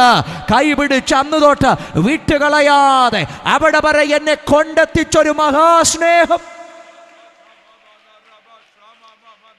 ഓ ജീസസ്, എൻ്റെ മുൻപിലുള്ളത് മറ്റു പലതും ഫെയ്ഡായി പോയപ്പോഴും ഞാൻ കരം പിടിച്ച കർത്താവ് എന്നെ വിട്ടുകളഞ്ഞില്ല. ഇനി അതിൻ്റെ ഉറപ്പ് യൂദ പറഞ്ഞ് ലേഖനങ്ങൾ അവസാനിപ്പിക്കാൻ പറയുന്നുണ്ട്. വീഴാതെ വണ്ണം നമ്മെ സൂക്ഷിച്ച തൻ്റെ മഹിമ സന്നിധിയിൽ നമ്മെ കളങ്കമില്ലാത്തവരായി ആനന്ദത്തോടെ നിർത്താൻ കഴിവുള്ളവന്. ആരുടെ കരം പിടിച്ചത്? ആരാ എൻ്റെ കരം പിടിച്ചത്? ഇന്ന് സൂക്ഷിക്കുന്നവനെയല്ല, ഇന്നെൻ്റെ കൈ പിടിക്കുന്നവനെയല്ല, മറിച്ച് വീഴാതെ വണ്ണം നമ്മെ സൂക്ഷിച്ച് ഇനിയൊരു ദിവസം വരുന്നുണ്ട്. ഈ കാണുന്ന ദൃശ്യമായ ഭൂമി മുഴുവൻ തകർന്നു പോയതിനപ്പുറം നിലനിൽക്കുന്ന രാജ്യം സ്ഥാപിച്ചുകൊണ്ട് അവിടുന്ന് തൻ്റെ സന്നിധിയിൽ നമ്മെ എന്നേക്കും തന്നോടുകൂടെ വാഴുന്നൊരു ദിവസം. ലേഖനകർത്താവ് പറയാം, അന്നു വരെയും എന്നെ സൂക്ഷിക്കാൻ കഴിയുന്നവനെയാണ് ഞാൻ കരം പിടിച്ചത്. ഇന്ന് രാത്രി നിങ്ങൾ കമ്മിറ്റ്മെൻറ്റ് ചെയ്തത് ഒരു മനുഷ്യനോടല്ല, നിങ്ങൾ കമ്മിറ്റ്മെൻറ്റ് ചെയ്തത് മനുഷ്യനോടല്ല. ഈ കഴിഞ്ഞ ദിവസം 14-ാം തീയതിയൊക്കെ ഒത്തിരി കമ്മിറ്റ്മെൻറ്റുകൾ ഈ ഭൂമി ഒട്ടാകെ കൊടുത്തിട്ടുണ്ട്. അപ്പം ഞങ്ങളുടെ ചർച്ചിൽ അന്നൊരു കോൺഫറൻസ് ഉണ്ടായിരുന്നു. ഈ കോൺഫറൻസിനകത്ത് അവിടെ അന്ന് വർഷിപ്പ് ചെയ്തുകൊണ്ടിരുന്ന ഒരു മോൻ ഇതിൻ്റെ കണക്കും കാര്യങ്ങളും കളറും കാര്യങ്ങളൊക്കെ പറഞ്ഞു. എനിക്കതെല്ലാം ഒന്നും ഓർമ്മയില്ല. പക്ഷേ അവൻ പറഞ്ഞ ഒറ്റ കാര്യം മാത്രം ഞാൻ അവിടെ കേട്ടു. ഈ 14-ാമത്തെ ദിവസം, ഇത് അന്നേരം ഒന്നും തുടങ്ങുന്നല്ല, ഇതിന് ഒരാഴ്ച മുമ്പേ തുടങ്ങും. പ്രപ്പോസൽ ഡേ തുടങ്ങി, കുറേ സാധനം അതിനകത്തുണ്ട്. പ്രപ്പോസൽ ഡേ ഉണ്ട്, മറ്റു പല ഡേകളുണ്ട്. ഇതെല്ലാം കൊടുത്ത് ഏറ്റവും അവസാനം 21-ാമത്തെ ഡേ ഉണ്ട്. 21-ാമത്തെ ഡേയുടെ പ്രത്യേകത എന്താ പറയുക? ബ്രേക്കപ്പ് ഡേ എന്ന 21-ാമത്തെ ദിവസത്തിൻ്റെ പ്രത്യേകത അവൾ പറയുന്നുണ്ട്. അപ്പം 14-ാം തീയതി പ്രപ്പോസ് ചെയ്ത് 21-ാം തീയതി എന്തും സംഭവിക്കും? അവരങ്ങനെ ഒരു സിസ്റ്റം അങ്ങനെ ഒരുക്കി വെച്ചിരിക്കുകയാണ്. അപ്പം ഈ പ്രപ്പോസ് ചെയ്യുന്ന ഡേ ഉണ്ട്, ബ്രേക്കപ്പ് ചെയ്യുന്ന ഡേ ഉണ്ട്. അത്രയുള്ളെന്ന് വാൾഡിറ്റി, അത്രയേ ഉള്ളൂ. ഈ ഭൂമിയിൽ കാണുന്ന എല്ലാറ്റിൻ്റെയും വാൾഡിറ്റി ഒന്നല്ലെങ്കിൽ പലതിനും എല്ലാത്തിനുമില്ല വാൾഡിറ്റി. എന്തിനാ വാൾഡിറ്റി ഇല്ലാത്തത്? പക്ഷെ കരം പിടിച്ച അന്ന് തൊട്ടും ഒരറുതികളും പരിമിതികളുമില്ലാതെ എൻ്റെ ലൈഫിന് എൻ്റെ ജീവിതത്തിന് എനിക്ക് ഗ്യാരണ്ടി തരുന്ന ഒറ്റയൊരുവൻ മാത്രമേ ഉള്ളൂ. തോറ്റിട്ടില്ലേ, തകർന്നിട്ടില്ലേ, വീണു പോയിട്ടില്ലേ? എത്ര വട്ടമൊക്കെ ആത്മീക ജീവിതത്തിനകത്ത് വീണു പോയിട്ടുണ്ട്, ലൈഫിനകത്ത് തോറ്റു പോയിട്ടില്ലേ? കർത്താവിനെ അറിഞ്ഞതിന് ശേഷം തോറ്റു പോയിട്ടില്ലേ? എത്രയോ വട്ടം വീണു പോയിട്ടുണ്ട്, പിന്മാറിപ്പോയിട്ടുണ്ട്, തളർന്നു പോയിട്ടുണ്ട്, ജീവിതം അവസാനിപ്പിക്കാൻ തോന്നിയിട്ടുണ്ട്, എല്ലായിടത്തും മടുത്തു പോയിട്ടുണ്ട്. പക്ഷേ ഉള്ളിൻ്റെ ഉള്ളിൽ അന്നേരവും എവിടേക്കോ നമ്മെ സ്നേഹിക്കുന്ന അപ്പനെപ്പറ്റി ഒരു ബോധ്യം കിടപ്പുണ്ട്. പണ്ട് ആ മുടിയനായ പുത്രൻ ഓടി വന്നതുപോലെ ഓടി വരുമ്പോൾ അന്നേരവും അടുത്ത് ചേർത്ത് പിടിക്കുന്ന ഒരു അപ്പൻ്റെ സ്നേഹം ലൈഫിനകത്തൊക്കെ ഒഴുകി വന്നതുകൊണ്ടല്ലേ ഇന്നും നമ്മൾ നിലനിൽക്കുന്നതെന്ന് ഇതിനകത്ത് ബോധ്യമുള്ളവരുണ്ടെങ്കിൽ എത്ര പേർക്ക് പറയാൻ കഴിയും? ഇവിടെയുള്ളതെല്ലാം മാറ്റപ്പെട്ടു പോയാലും എന്നെ സ്നേഹിക്കുന്ന ഒരു അപ്പനുണ്ട്, എന്നെ സ്നേഹിക്കുന്ന ഒരു അപ്പനുണ്ട്, എന്നെ തിരഞ്ഞെടുത്ത ഒരു അപ്പനുണ്ട്, എന്നെ മാനിക്കുന്ന ഒരു അപ്പനുണ്ട്, എന്നെ കൈപിടിച്ച് മഹത്വത്തിലേക്ക് കൊണ്ടുപോകുന്ന ഒരു അപ്പനുണ്ട്. ലോകം അതിൻ്റെ മോഹം മുഴുവൻ മാറിപ്പോകും. പക്ഷെ ദൈവ ഇഷ്ടം ചെയ്യുന്നവനോ എന്നേക്കും ഇരിക്കും. കർത്താവിനോടൊപ്പം നടക്കുന്നവൻ്റെ വാലിറ്റിയെ പറഞ്ഞത് വീഴാതെ വണ്ണം നമ്മെ സൂക്ഷിച്ച് തൻ്റെ മഹിമാസന്നിധി വാരെ. ഈ ഉറപ്പ് ആർക്കാ? എനിക്ക് തരാൻ പറ്റത്തില്ല കേട്ടോ. ഞാനൊരു സഭയുടെ പാസ്റ്ററാണ്. ഞങ്ങൾക്കും ഒരു ആത്മീയ കൂട്ടം, ഒരു ആത്മീയ ഗ്രഹത്തെ ദൈവം തന്നിട്ടുണ്ട്. അവർക്ക് വേണ്ടുന്ന സ്പിരിച്വൽ സപ്പോർട്ട് കൊടുക്കാൻ പറ്റുന്ന ഒരു ഇടയൻ്റെ റോൾ എനിക്ക് ചെയ്യാൻ പറ്റും. പക്ഷേ ഒരിക്കലും എനിക്ക് അവരോട് പ്രോമിസ് ചെയ്യാൻ പറ്റത്തില്ല എറ്റേണലി ഞാൻ നിങ്ങളുടെ കൂടെ കാണുമെന്ന്. കാരണം എനിക്കറിയില്ല എന്നാണ് എൻ്റെ ശ്വാസം അവസാനിക്കുന്നത്, എന്നാണ് ഈ ആത്മീക സപ്പോർട്ട് എനിക്ക് കൊടുക്കാൻ പറ്റുന്നത്, എപ്പോഴവസാനിക്കുന്നത് എനിക്കറിയത്തില്ല. പക്ഷേ അവർക്ക് കൊടുക്കാൻ പറ്റുന്നതും എനിക്ക് അനുഭവിക്കാൻ പറ്റുന്നതുമായ ഒരു കാര്യമുണ്ട്. ഇന്നെൻ്റെ മുമ്പിൽ കാണുന്ന ആരൊക്കെ മാറിപ്പോയാലും എന്നെ പിടിച്ച കരം, കരുത്തമായ കരം, ഇനി ഒരിക്കലും മാറിപ്പോകാത്ത കരം. ഈ ബോധ്യമുള്ളത് കൊണ്ട് പൗലോസ് പറഞ്ഞൊരു പദമുണ്ട്, ഞാൻ ആരെ വിശ്വസിച്ചിരിക്കുന്നു എന്ന് ഞാൻ അറിയുന്നു, അവിടുന്ന് എൻ്റെ ഉപനിധി ആ ദിവസം വരെ സൂക്ഷിപ്പാൻ ശക്തനെന്ന് ഞാൻ ഉറപ്പായി വിശ്വസിച്ചുമിരിക്കുന്നു. കർത്താവിന് ഉപനിധി നല്ല പൗലോസ് പറഞ്ഞത്, മറിച്ച് എനിക്ക് ലഭിക്കപ്പെട്ട ആ ഡിവൈൻ ട്രഷർ, എനിക്ക് ലഭിക്കപ്പെട്ട ഉപനിധി, അതാണ് സാലുവേഷൻ എന്ന് പറയുന്നത്. എനിക്ക് ലഭിക്കപ്പെട്ട ഈ ആയുസിലെ ഏറ്റവും വലിയ നിധി എന്തെന്നറിയുമോ? എൻ്റെ വീടല്ലെന്ന്, എൻ്റെ കാറല്ലെന്ന്, എൻ്റെ നന്മയല്ലെന്ന്, എൻ്റെ മക്കളല്ലെന്ന്. എനിക്ക് ഈ ആയുസ് ലഭിക്കപ്പെട്ട ഏറ്റവും വലിയ നിധി എന്ന് പറഞ്ഞാൽ എനിക്ക് ലഭിക്കപ്പെട്ട രക്ഷയാണ്. ആ രക്ഷ എബ്രായ ലേഖനത്തിൽ പറയുന്നത് ഇത്ര വലിയ രക്ഷയാണ്. ഈ രക്ഷയുടെ പ്രത്യേകത എന്ന് പറഞ്ഞാൽ ഇത് വിലയേറിയ രക്തത്താൽ ലഭിക്കപ്പെട്ടതാണ്. അങ്ങനെയെങ്കിൽ വിലയേറിയ രക്തത്താൽ, വിലയേറിയ വിശ്വാസത്തിൻ്റെ ഭാഗമായി ഇത്ര വലിയ രക്ഷ നമുക്ക് ലഭിക്കപ്പെട്ടതെങ്കിൽ ഇതിനേക്കാൾ വിലയുള്ളതായി ഇനി ആയുസിൽ ഒന്നുമില്ലെന്ന് മാത്രമല്ല, ഈ വിലയുള്ള അനുഭവത്തിനകത്തേക്ക് നമ്മെ ആ ദിവസം വരെ കൈപിടിച്ച് നടത്താൻ കഴിയുന്ന ഒരപ്പനെയാണ് ഇന്ന് രാത്രി നമ്മൾ സേവിക്കുന്നതെങ്കിൽ ഈ ദേശത്തോട് വിളിച്ചു പറയുന്നു, എവിടെങ്കിലുമൊക്കെ തോറ്റുപോയത് കൊണ്ട് വലിച്ചെറിയുന്ന ഒരപ്പനല്ല, ഓടി വന്നാൽ നിങ്ങളുടെ ലൈഫ് തിരിച്ചു തരാൻ കഴിയുന്ന ഒരപ്പനെയാണ് ഇന്ന് രാത്രി ഞാൻ സേവിക്കുന്നത്. ഇന്ന് രാത്രി ഞങ്ങൾ വിളിച്ചു പറയുന്നത്, തിരിച്ചു വിളിക്കുന്ന ഒരപ്പനുണ്ട്. ഇവിടെയുള്ളതെല്ലാം മാറിപ്പോകും. ഇനി ശ്രദ്ധിച്ചേ, ഞാനൊരു 2-3 ചിന്തകളൂടെ പറഞ്ഞ് പ്രാർത്ഥിക്കാൻ താല്പര്യപ്പെടുകയാണ്. ഇവിടെ കാണുന്നതൊന്നും എറ്റേണൽ അല്ല. അവിടെ പറയുന്ന ഒരു കാര്യം, ഈ ഭൂമിയിലുള്ളതെല്ലാം അത് മാറിപ്പോകും. പനാഗറ്റായി എന്നൊരു പദം അവിടെ യോജിച്ചത്, പാസിങ് അവേ, മാറിപ്പോകും. അതിന് ഒരു 1-2 ട്രാൻസ്ലേഷനിൽ പറയുന്ന ഒരു കാര്യമുണ്ട്, ഇതെങ്ങനെ മാറിപ്പോകുന്നത്? ലൈക്ക് എ ഷാഡോ, നിഴല് മാറുന്നത് പോലെ മാറിപ്പോകും. അടുത്തത് ലൈക്ക് എ സ്മോക്ക്, ഒരു പുക മാറുന്നത് പോലെ മാറും. ഈ ഷാഡോ മാറുന്നത് നോക്ക്, രാവിലെ 8 മണിക്ക് നിങ്ങൾ കണ്ട ആ നിഴലിൻ്റെ വലിപ്പമായിരിക്കത്തില്ല 10 മണിക്ക് നിങ്ങൾ കാണുന്നത്. 12 മണിക്ക് അതുണ്ടെന്ന് പോലും അറിയത്തില്ല. അടുത്തത് 3 മണി 4 മണി കഴിഞ്ഞിട്ട് നിങ്ങൾ ആ നിഴലിനെ നോക്കണം, മറ്റൊരു ഡയറക്ഷനകത്തേക്ക് ആ നിഴൽ പോകും. രാവിലെ കണ്ട ഡയറക്ഷനിലായിരിക്കത്തില്ല, രാവിലെ കണ്ട വലിപ്പത്തിലായിരിക്കത്തില്ല. എന്ന് പറഞ്ഞാൽ നിഴലുകൾ അനുനിമിഷം സൂര്യൻ്റെ ചലനത്തിനൊത്തവണ്ണം എന്തു മാറുക? നിഴല് മാറുക. ഇനിയും പറയും, ഈ ഭൂമി ഇത്രയുള്ളെന്ന് ഇന്ന് കാണുന്ന വലിപ്പവും ഇന്ന് കാണുന്ന പ്രതാപവും രാവിലെ നേരം 6 മണിക്ക് നോക്കിയാൽ അതിവലിപ്പത്തോടെ കാണുന്ന നിഴൽ 12 മണിക്ക് നോക്കിയാൽ ഉണ്ടെന്ന് പോലും അറിയത്തില്ല. ഇത്രയേ ഉള്ളൂ ഈ ഭൂമി തരുന്ന മുഴുവൻ പ്രതാപങ്ങളും. വലിപ്പപ്പെട്ട് തോന്നുന്നതൊക്കെ നമ്മൾ അതിൻ്റെ മറ്റൊരാംഗിളിൽ നിന്ന് നോക്കിയാൽ മനസ്സിലാകും ഒന്നുമല്ല. പക്ഷേ ആയുസിനകത്ത് അനുഭവിച്ച ഏറ്റവും വലിയ ക്രൗൺ എന്ന് പറഞ്ഞാൽ ക്രിസ്തുവിനെ കണ്ടെത്തിയപ്പോൾ രക്ഷയുടെ മകുടം ദൈവം എൻ്റെ തലയിൽ അണിയിച്ച് ആ ദൈവ കുടുംബത്തിനകത്തേക്ക് കൊണ്ടുവന്ന ആ പ്രതാപം, അതിൻ്റെ ബ്ലിസ് ഒരിക്കലും അത് തകർന്നു പോകത്തില്ല. അത് എന്നേക്കും നിലനിൽക്കുന്നതാണ്. ഇവിടെ പാസിംഗ് വേ എന്ന് പറയുമ്പം ഈ നിഴൽ പോലെ, ഇനി മറ്റൊരിടത്ത് പറയുന്ന പുക പോലെ. ഇവിടെ ഒരു ചെറിയ എന്തെങ്കിലും ഒന്ന് കത്തിച്ചു, ഇവിടെ പുക ഉയരുന്നു. നിങ്ങളൊരു 20 മിനിറ്റ് കഴിഞ്ഞിട്ട് ഈ പുക അതേ ആകൃതിയിൽ കാണാൻ വന്ന് നോക്കിയാൽ നിങ്ങൾക്ക് അങ്ങനെ ഒരു പുകയുള്ള സ്ഥലമാണെന്ന് പോലും ഇത് കാണാൻ കഴിയത്തില്ല. അതിവിടെ കാണാൻ പറ്റത്തില്ല, അപ്രത്യക്ഷിതമായി പോയി. അത് ഈ അന്തരീക്ഷത്തിനകത്ത് ലയിച്ചു ചേർന്നു, അലിഞ്ഞു ചേർന്നു. നിങ്ങൾക്കത് കാണാൻ പറ്റത്തില്ല എന്ന് പറഞ്ഞാൽ ഒരു കാലത്ത് വലിയ സംഭവമെന്ന് തോന്നിയതൊക്കെ നാളെ കാലത്തിൻ്റെ കുത്തൊഴുക്കിനകത്ത് അലിഞ്ഞു ചേരും, കാറ്റിനകത്ത് അലിഞ്ഞു ചേരും. ഇവിടെ ഉള്ളതെല്ലാം അങ്ങനെ മാറിപ്പോകും. ഈ ഭൂമിയും അതിലുള്ളതൊക്കെ അങ്ങനെ മാറിപ്പോകും, അങ്ങനെ നീങ്ങിപ്പോകും. ഇനിയും അതിനോടൊപ്പം എന്താണ് ഈ മാറിപ്പോകുന്നത്? ഈ ഭൂമിയിൽ എന്തും കൂടെ മാറിപ്പോകുന്നത് അത് പറയുന്നത് ആൻഡ് ഇറ്റ്സ് ഡിസേർട്സ്. ഈ ലോകവും അതിൻ്റെ മോഹവും. ഡിസേർട്സ് എന്നൊരു പദം അവിടെ പറയുന്നത്, അതിന് എപ്പിതൈമിയ എന്നൊരു ഗ്രീക്ക് പദം അവിടെ ഉപയോഗിച്ചിരിക്കുന്നത്. ഈ എപ്പിതൈമിയ എന്നൊരു പദത്തെ നമ്മൾ നോക്കിയാൽ അത് അൺകൺട്രോൾഡ് ഡിസേർട്സ്, അൺകൺട്രോൾഡ് അപ്പറ്റൈറ്റ് എന്ന പദം അവിടെ ഉപയോഗിച്ചിരിക്കുക. നമുക്കറിയാം ഈ നമ്മുടെ വിശപ്പിനെ നമ്മൾ എത്ര കൺട്രോൾ ചെയ്താലും ഒരു പരിധി കഴിയുമ്പം ഈ ഡയറ്റ് ചെയ്യണമെന്നൊക്കെ ആഗ്രഹിച്ച് മനഃപൂർവ്വമായിട്ട് ഡയറ്റ് ചെയ്യുന്ന ആൾക്കാരെ കാണും. പക്ഷേ ഈ ചിലത് നമുക്ക് കൺട്രോൾ ചെയ്യാൻ പറ്റത്തില്ല. നമുക്ക് ഏറ്റവും ഇഷ്ടപ്പെട്ട ചില സാധനങ്ങളുണ്ട്. നമ്മൾ ഡയറ്റ് ചെയ്യുന്നതിന് മുമ്പേ പറയും ഇനി ഞാൻ ഇന്ന സാധനം കഴിക്കത്തില്ല. അന്ന് വൈകിട്ടായിരിക്കും പോകുമ്പം നല്ല മന്തിയുടെ മണം അടിച്ചു, നേരെ കയറി ഒരു ഹാഫ് മന്തി അങ്ങ് അടിച്ചു. അപ്പം എന്ത് പറഞ്ഞാൽ തുടങ്ങിയത്? അപ്പം പറയും ഇന്ന് രാത്രി ഈ മന്തിയും കൂടെ കഴിഞ്ഞിട്ട് ഞാൻ എന്ത് ചെയ്യും എൻ്റെ ഡിസയറിനെ. പക്ഷേ ഇത് അൺകൺട്രോൾ അപ്പറ്റൈറ്റാ, എനിക്ക് തന്നെ നിയന്ത്രിക്കാൻ കഴിയാത്തൊരപ്പറ്റൈറ്റ് അതിൽ മാറുക. ഈ ഭൂമിയിലെ മോഹങ്ങളുടെ ഒരു പ്രത്യേകത, എനിക്ക് നിയന്ത്രിക്കാൻ കഴിയാതെ പലപ്പോഴും എന്നെ പിടിച്ചു മുറുക്കുന്നതായിട്ട് ഇത് പലതും മാറും. അതുകൊണ്ടാണ് ലേഖനങ്ങൾ നിങ്ങൾ മുഴുവൻ നോക്കി ഏറ്റവും കൂടുതൽ ലേഖനകർത്താവ് എഴുതി വെച്ചിരിക്കുന്നത് ഇങ്ങനെയുള്ളതിനെ നിങ്ങൾ ജയിക്കണമെന്നാണ്. ഞാനൊരു 3-4 വായിക്കേണ്ട പറഞ്ഞങ്ങ് വിടാം.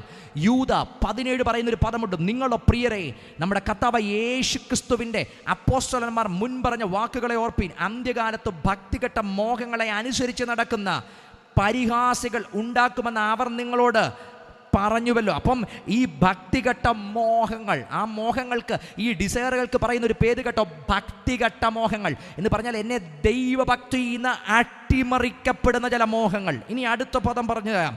അത് 2 പത്രോസ് 1:4 പറയുക, ഇവയാൽ നിങ്ങൾ ലോകത്തിൽ മോഹത്താലുള്ള നാശം വിട്ടൊഴിഞ്ഞിട്ട്. അപ്പം ഈ മോഹത്തിന് നിങ്ങൾ അടിമപ്പെട്ടാൽ എന്താണ് നിങ്ങളുടെ അവസാനം? നാശമാണ് അവസാനം. എന്നിട്ട് പറയുന്നു ഇത് വിട്ടൊഴിഞ്ഞിട്ട് ദിവ്യ സ്വഭാവത്തിന് കൂട്ടാളായി തീരുമാൻ. എന്നിട്ട് 1 പത്രോസ് 1:14 പറയുന്നു, പണ്ട് നിങ്ങളുടെ അജ്ഞാനകാലത്തുണ്ടായിരുന്ന മോഹങ്ങളെ. അപ്പം പണ്ട് അറിയില്ലാത്ത കാലങ്ങളിൽ, ഈ ഭൂമിയുടെ പ്രമാണത്തിനകത്തായിരുന്ന കാലഘട്ടങ്ങളിൽ, ആകാശത്തിൻ്റെ അധിപതികൾക്ക് അടിമപ്പെട്ട കാലഘട്ടങ്ങളിൽ നമ്മൾ അന്ന് നടന്ന മോഹങ്ങളുണ്ട്. അതിപ്പോഴും നമ്മളെ ജയിക്കരുത്, നമ്മൾ ഇപ്പോഴും അതിനെ ഓവർകം ചെയ്യണം. ഇനിയും അതിൻ്റെ 2:11 1 പത്രോസ് 2:11 പറയുന്നു, പ്രിയമുള്ളവരെ പ്രവാസികളും പരദേശികളുമായ നിങ്ങളെ ആത്മാവിനോട് പോരാടുന്ന ജഡമോഹങ്ങളെ. ശ്രദ്ധിച്ചോ? അപ്പം ഇത് എത്ര വിധമാണ്, ഇതെത്ര ഗൗരവമാണ്. ഇത് പത്രോസ് പറയുന്നു, ഇത് പൗലോസ് പറയുന്നു, ഇത് യോഹന്നാൻ പറയുന്നു, ഇത് യൂദ പറയുന്നു, ഇവരെല്ലാം പറയുന്നു നിങ്ങൾ എന്ത് ചെയ്യുന്നു?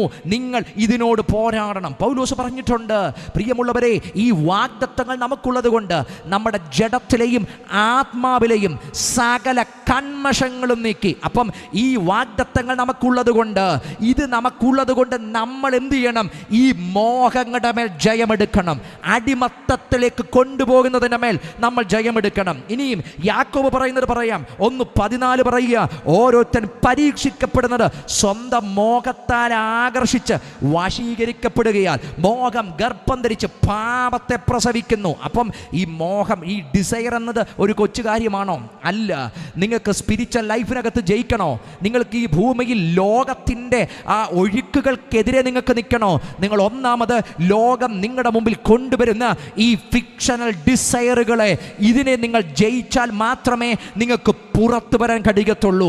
അങ്ങനെ പുറത്തു വന്നാൽ മാത്രമേ നിങ്ങൾക്ക് എറ്റേണലി കർത്താവിനോടൊപ്പം വാഴാൻ കഴിയത്തുള്ളൂ. അപ്പോൾ ശ്രദ്ധിക്കണം, ഇങ്ങനെയുള്ള ഈ ജഡീകമായ അപ്പറ്റൈറ്റുകളെ ജയിക്കാനാണ് ദൈവം നമ്മെ വിളിച്ചത്. അതുകൊണ്ടാണ് ഇതിന് തൊട്ടു മുമ്പിൽ പറഞ്ഞൊരു ജഡമോഹം, കൺമോഹം, ജീവനത്തിൻ്റെ പ്രതാപം, ഇങ്ങനെ ഈ ലോകത്തിലുള്ളത്. അപ്പം ഈ ലോകത്തിൻ്റെ മോഹം ഒരു വിഷയമാണോ? ലോകത്തിൻ്റെ മോഹം ഒരു വിഷയമാ. ഇനി ഇത് ആർക്ക് ജയിക്കാൻ പറ്റും? ഇത് മറ്റാർക്കുമല്ല, നമുക്ക് ജയിക്കാൻ പറ്റും.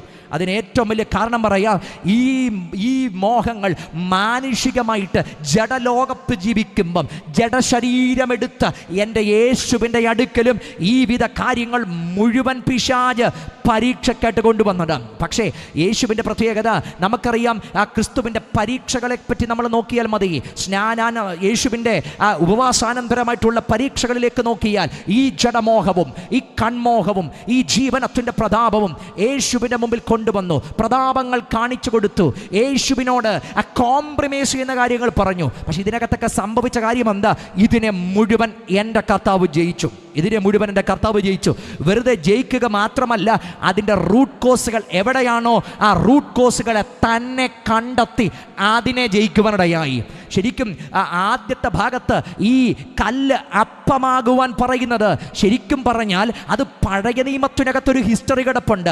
ഇസ്രായേലിനെ സംബന്ധിച്ച് നോക്കുമ്പം അവർ പരീക്ഷിക്കപ്പെട്ട ഒരു പരീക്ഷണവുമായിട്ട് ബന്ധപ്പെട്ടാണ് ആ എഴുതി വെച്ചിരിക്കുന്നത്. ആ പരീക്ഷണവുമായിട്ട് ബന്ധപ്പെട്ട്. പക്ഷേ ആ പരീക്ഷണം അവരുടെ മുമ്പിൽ ഇട്ടപ്പോൾ അതിനെ തന്നെയാണ് കർത്താവ് പറഞ്ഞത്, മനുഷ്യൻ അപ്പം കൊണ്ട് മാത്രമല്ല ദൈവത്തിൻ്റെ വായിന്ന് പുറപ്പെടുന്ന ദൈവത്തിൻ്റെ വാചനത്താലും അതിനെ ജയിക്കും. ശരിക്കും ഈ 3 പരീക്ഷണങ്ങളും നമുക്കതിൻ്റെ അവിടെ യേശു ഉപയോഗിച്ച വാക്യങ്ങൾ ആവർത്തന പുസ്തകത്തിനകത്ത് കാണാം. പക്ഷേ ഇത് 3 ഇസ്രായേൽ തോറ്റുപോയത്. പക്ഷെ പുതിയ നിയമത്തിൻ്റെ മധ്യസ്ഥനായ യേശു അവർക്ക് മുമ്പിൽ വെളിപ്പെടുത്തുന്നു, എന്ത് ഇസ്രായേൽ തോറ്റോ അതിനു മുമ്പിൽ യേശു ജയിച്ചു കാണിച്ചിട്ട് നമ്മോട് പറയുന്നത്, ഇനി തോൽക്കാനല്ല ദൈവം നമ്മെ വിളിച്ചത്, ജയിക്കാനാണ് ദൈവം നമ്മെ വിളിച്ചത്. തോൽവി അല്ല നമ്മുടെ മുഖമുദ്ര, ജയമാണ് നമ്മുടെ മുഖമുദ്ര. പിശാച് തോൽവി ആഗ്രഹിക്കുന്നെങ്കിൽ നമ്മൾ പറയണ തോൽക്കുക അല്ല, മറിച്ച് ജയിക്കാനാണ് ദൈവം നമ്മെ വിളിച്ചത്. അതുകൊണ്ട് യേശു യോഹന്നാൻ 10 പറയുന്ന ഒരു പദമുണ്ട്, മോഷ്ടിപ്പാനും അറുപ്പാനും മുടിപ്പാനുമാണ് കള്ളൻ വരുന്നത്, പക്ഷെ ഞാൻ വരുന്നത് അവർക്ക് ജീവൻ ഉണ്ടാകേണ്ടതിനും സമൃദ്ധിയായ ജീവൻ ഉണ്ടാകേണ്ടതിനും. യേശു ഇറങ്ങി വന്നെങ്കിൽ ഇന്ന് രാത്രി വിശ്വസിക്ക, തോൽവി പറഞ്ഞ ചില മോഹങ്ങളുടെ മേൽ ഇന്ന് രാത്രി ജയം സംഭവിക്കുന്ന രാത്രിയായി മാറട്ടെ. ആവർത്തിച്ച് തോൽവിക്കപ്പെടുന്ന, ആവർത്തിച്ച് തോൽക്കുന്ന ചില തോൽവികൾ, ആവർത്തിച്ച് പരാജയപ്പെടുന്ന ചില മേഖലകൾ, ഓവർകം ചെയ്യാൻ കഴിയാത്ത ചില സാഹചര്യങ്ങൾ, എപ്പോഴും തോറ്റുപോകുന്ന, ജീവിതത്തിൽ ഒരിക്കലും ഗതി പിടിക്കത്തില്ല, ഇതിനാൽ ഗതി പിടിക്കത്തില്ലെന്ന് പറയുന്ന ചില പരാജയ തലങ്ങളെ നോക്കിയിട്ട് ഇന്ന് രാത്രി പറയണം, യേശു ജയിച്ചെങ്കിൽ അതിന്മേൽ ജയമെടുക്കാൻ എനിക്ക് കഴിയും. അതിന്മേൽ ജയമെടുത്താൽ മാത്രമേ എനിക്ക് ദൈവ ഇഷ്ടം ചെയ്ത് വാഗ്ദത്തം പ്രാപിപ്പാൻ കഴിയത്തുള്ളെങ്കിൽ ചില മോഹ പാപതലങ്ങളെ യേശുവിൻ്റെ രക്തത്താൽ ജയമെടുക്കുന്ന ജനം ഇന്ന് രാത്രി ഒരുമിച്ച് പ്രാർത്ഥിച്ചു തുടങ്ങണം. ഈ കൺവെൻഷനകത്ത് ചില ഒഴിഞ്ഞു പോകുന്ന ലോക മോഹങ്ങളുടെ മേൽ ജയമെടുക്കണം. ലോകവും അതിൻ്റെ മോഹവും ഒഴിഞ്ഞു പോകും, വാനിഷാകപ്പെടും. പക്ഷെ അടുത്തൊരു പദവാ, ദൈവ ഇഷ്ടം ചെയ്യുന്നവനോ എന്നേക്കും. ആ പദത്തിൻ്റെ ശരിക്കും അതിൻ്റെ അർത്ഥം ഇന്ന് തുടരുന്നതല്ല, അത് നാളെയും തുടരുന്നതാ. എന്നേക്കും ഇരിക്കുന്ന പറഞ്ഞാൽ ഈ ഭൂമിയിൽ ഇരിക്കുക എന്നല്ല അർത്ഥം, മറിച്ച് ഇതിനപ്പുറത്ത് എന്നേക്കും ഇരിക്കും. ഇതാണ് സുവിശേഷം. ഞാൻ ഇന്ന് രാത്രി ഇതിനകത്തൂടെ പങ്കുവെച്ചതൊരു സുവിശേഷമാണ്. ഈ ലോകവും ഇന്ന് കാണുന്ന വ്യവസ്ഥിതി മുഴുവൻ തകർന്നു പോകും. ആ വ്യവസ്ഥിതിക്കകത്തുനിന്ന് പ്രത്യാശ നൽകാൻ കഴിയുന്ന ഒരുവൻ നസറേയനായ യേശുവാ. ഈ നസറേയനായ യേശു ക്രിസ്തുവിലൂടെ പാപപരിഹാര ബലിയിലൂടെ അതിനകത്തൂടെ രക്ഷ പ്രാപിച്ച് കുഞ്ഞാടിൻ്റെ രക്തത്താൽ മുദ്ര വെക്കപ്പെട്ട കട്ടള കാലിൻ്റെ മേലും കുറുമ്പടി മേലും ആ രക്തം അടയാളമാക്കിയ ഒറ്റ കൂടാരത്തിനകത്തും ആ സംഹാരദൂതൻ കയറാതെ വണ്ണം ഇസ്രായേലിന് കാവൽ നിന്നതുപോലെ കുഞ്ഞാടിൻ്റെ രക്തത്താൽ കഴുകൽ പ്രാപിച്ചൊരു ദൈവപൈതൻ്റെ ഉറപ്പെന്ന് പറഞ്ഞാൽ എന്നേക്കും ഇരിക്കുമെന്ന് പറഞ്ഞാൽ ഇന്ന് അവിടുന്ന് എൻ്റെ കൂടെ ഇരിക്കുന്നുണ്ട്. നാളെ എൻ്റെ ഉറപ്പ് ഞാൻ ആ കർത്താവിനോട് കൂടെ എന്നേക്കും ഇരിക്കും. ഇന്ന് നമ്മുടെ ഏറ്റവും വലിയ ഉറപ്പ്. അന്ന് ആ ദൈവസാന്നിധ്യം വന്നും പോയി നിൽക്കുക. പക്ഷേ പുതിയ നിയമ വിശ്വാസിയോട് പറയുന്ന ഒരു പദമുണ്ട്, മഹത്വത്തിൻ്റെ പ്രത്യാശയായ ക്രിസ്തു നിങ്ങളിലിരിക്കുന്നു. എത്ര പദവിയാണ് നമ്മുടെ അകത്തുള്ളത്. ക്രിസ്തു നമ്മളിരിക്കുന്നു. നമ്മൾ ആ ക്രിസ്തുവിൻ്റെ സാന്നിധ്യത്തെ ക്യാരി ചെയ്യുകയാണ്. ഇന്ന് രാത്രി ഒരു സാധാരണ പദവിയല്ല. നമ്മളൊരു ദേശത്തൂടെ നടക്കുമ്പോൾ ക്രിസ്തു സാന്നിധ്യത്തെ ക്യാരി ചെയ്യുന്നവരാണ് എന്ന് പറഞ്ഞാൽ ആ ദേശത്തിൻ്റെ ഇരുട്ടിൻ്റെ മേൽ നമുക്ക് അധികാരമുണ്ട്. ആ ദേശത്തിൻ്റെ തകർച്ചയുടെ മേൽ നമുക്ക് അധികാരമുണ്ട്. ആ ദേശത്തിൻ്റെ മലിനതയുടെ മേൽ നമുക്ക് അധികാരമുണ്ട്. ആ ദേശത്തിൻ്റെ ദുരാത്മ മണ്ഡലങ്ങളുടെ മേൽ നമുക്ക് അധികാരമുണ്ട്. കാരണം നമ്മൾ ദൈവത്തിന് ജയിച്ചവരാണ്. നമ്മൾ ദൈവത്തിന് ജനിച്ചവരാണ്. നമ്മൾ ലോകത്തെ ജയിച്ചവരാണ്. ഇന്ന് രാത്രി അങ്ങനൊരു ജയം എന്നിൽ വെളിപ്പെടണമെന്ന് അകത്ത് കൊതിക്കുന്നവർ ഇതിനകത്തുണ്ടെങ്കിൽ ചില പരാജയത്തിൻ്റെ സിംബലുകൾ ലൈഫിന് മാറട്ടെ. ചില പരാജയത്തിൻ്റെ വാക്കുകൾ ലൈഫിന് മാറട്ടെ. ചില പരാജയത്തിൻ്റെ കാഴ്ചകൾ മാറട്ടെ. ദൈവിക സ്വാതന്ത്ര്യത്തിനകത്തേക്ക് ജനം ഇന്ന് രാത്രി മടങ്ങി വരുന്ന ഒരു ജയത്തിൻ്റെ രാത്രിയായി ഇന്ന് രാത്രി മാറട്ടെ. പ്രാർത്ഥിക്ക്, വായ് തുറന്ന് ഇന്ന് രാത്രി പ്രാർത്ഥിച്ചു തുടങ്ങ്. ഇതൊരു ജയത്തിൻ്റെ രാത്രിയായി മാറണം. എൻ്റെ കൂടാരങ്ങൾ ഒരു ജയത്തിൻ്റെ രാത്രിയായി മാറണം. എന്നും കേട്ട പരാജയത്തിൻ്റെ വാർത്ത മാറട്ടെ. എന്നും കേട്ട തകർച്ചയുടെ വാർത്ത മാറട്ടെ. എന്നും കാണുന്ന പരാജയത്തിൻ്റെ ചിത്രം മാറട്ടെ. യേശുവിന് അധികാരമുള്ള നാമത്തിൽ കുഞ്ഞാടിൻ്റെ രക്തത്താൽ ഇന്ന് രാത്രി ആ ജയം എന്നിലേക്ക് ഒന്നും കൂടെ സ്വർഗം ഉറപ്പാക്കുന്നത് അനുഭവിക്കുന്നവർ ഇതിനകത്തുണ്ടെങ്കിൽ ഒരുമിച്ച് പ്രാർത്ഥിക്കട്ടെ. ഈ ഗ്രൗണ്ടിനകത്ത് ആ ദൈവത്തിൻ്റെ ജയം ചിലതിനെ ഉറപ്പാക്കി ദൈവം കൈമാറുക. വിശ്വസിക്കുന്നവർ 40 നിമിഷങ്ങൾ ആത്മാവിൽ ഇന്ന് രാത്രി പ്രാർത്ഥിച്ചു തുടങ്ങ്. ഈ ഗ്രൗണ്ടിനകത്ത് ദൈവത്തിൻ്റെ ജയത്തിൻ്റെ കരം വ്യാപരിക്കുക. ലോകത്തെ ജയിച്ച ജയം, ലോകത്തെ ജയിച്ച ജയം, ലോകത്തെ ജയിച്ച ജയം. ഇന്ന് രാത്രി ആ ദൈവത്തിന് ജനിച്ചതൊക്കെയും ലോകത്തെ ജയിക്കുക. ആ ദൈവിക ജയം ഈ അന്തരീക്ഷത്തിനകത്ത് വ്യാപരിക്കുന്നു. വിശ്വസിക്കുന്നവർ 40 നിമിഷങ്ങൾ ആത്മാവിൽ അത് ഏറ്റെടുത്തു തുടങ്ങ്. നിങ്ങൾക്ക് വേണ്ടി ആ ജയം വ്യാപരിക്കുക. നിങ്ങളുടെ കുടുംബങ്ങളുടെ ജയം വ്യാപരിക്കുക. തോൽക്കാനല്ല, വാഴാന ദൈവം നിങ്ങളെ വിളിച്ചത്. തല താഴ്ത്താൻ വിളിക്കപ്പെട്ടവരല്ല, മറിച്ച് പൈശാചിക മണ്ഡലങ്ങളുടെ തല തകർക്കാൻ വിളിക്കപ്പെട്ടവര്. പാമ്പുകളുടെ മേലും തേളുകളെയും ശത്രുവിന്റെ സകല ബലത്തെയും ചവിട്ടുവാൻ ദൈവം അധികാരം തന്നിട്ടുണ്ടെങ്കിൽ ലോകവും അതിന്റെ മോഹവും ഒഴിഞ്ഞു പോകും. ദൈവ ഇഷ്ടം ചെയ്യുന്നവനോ എന്നേക്കും ഇരിക്കും. പരിമിതപ്പെടുത്തുന്ന എല്ലാ ശക്തികളെയും, പരിമിതപ്പെടുത്തുന്ന എല്ലാ അവസ്ഥകളുടെ മേലും ഒന്ന് ഓവർകം ചെയ്യട്ടെ. ഇന്ന് രാത്രി അങ്ങനെ ഒരു ദൈവകൃപ ഇതിനകത്ത് വ്യാപരിക്കട്ടെ. ചിലതിനകത്തൊക്കെ ലിമിറ്റായി പോയവർ, ചിലതിനകത്തൊക്കെ പരിമിതപ്പെട്ടു പോയവർ, എന്തോ ജീവിതത്തിനെ അടിമത്വത്തിനകത്ത് വീണ് പോയവർ, ഒരിക്കലും ഒരു പരിധി ഭേദിച്ചിട്ടില്ല. ജീവിതം ഒരിക്കലും ഒരു പരിധിക്കപ്പുറത്ത് പോയിട്ടില്ല. എന്നും കേൾക്കുന്നത് പരാജയത്തിന്റെ വാർത്തകൾ.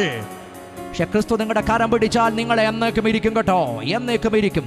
പരാജയത്തിൻ്റെ ഭീതികൾ മാറും. എന്നെ കേൾക്കുന്ന ആരെങ്കിലുമൊക്കെ എവിടെയെങ്കിലുമൊക്കെ പരാജയ ഭീതികൾക്കൊക്കെ തുടക്കടക്കുന്നെങ്കിൽ നിങ്ങളെ എന്നേക്കും വാഴിക്കാൻ യേശുവിൻ്റെ കരത്തിന് നിങ്ങളെ മാറ്റാൻ കഴിയും. ഇന്ന് രാത്രി നിങ്ങൾ മറ്റൊന്നും ചെയ്യേണ്ട. ഈ കുഞ്ഞാടിൻ്റെ രക്തത്തിൻ്റെ കീഴിലൊന്ന് അഭയം പ്രാപിച്ചാൽ മാത്രം മതി. മറ്റൊരു ക്രിയയും വേണ്ട, മറ്റൊരു പ്രവർത്തിയും വേണ്ട, മറ്റൊന്ന് നിങ്ങൾ ചെയ്യണ്ട.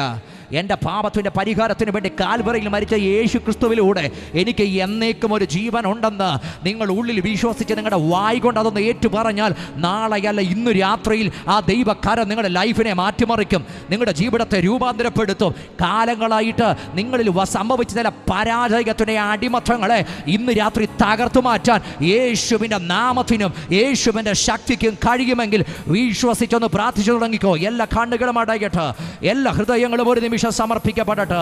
ദൈവ സാന്നിധ്യത്തിന് മുമ്പിൽ എല്ലാവരും ഒരു നിമിഷം ഒന്ന് എഴുന്നേറ്റ് നിൽക്കട്ടെ. ഇന്ന് രാത്രി ഒന്നിച്ച് പ്രാർത്ഥിക്കാൻ പോവുക, ഒന്നിച്ച് ഇന്ന് രാത്രി പ്രാർത്ഥിക്കാൻ പോവുക. ദൈവ ഇഷ്ടം ചെയ്യുന്നവനോ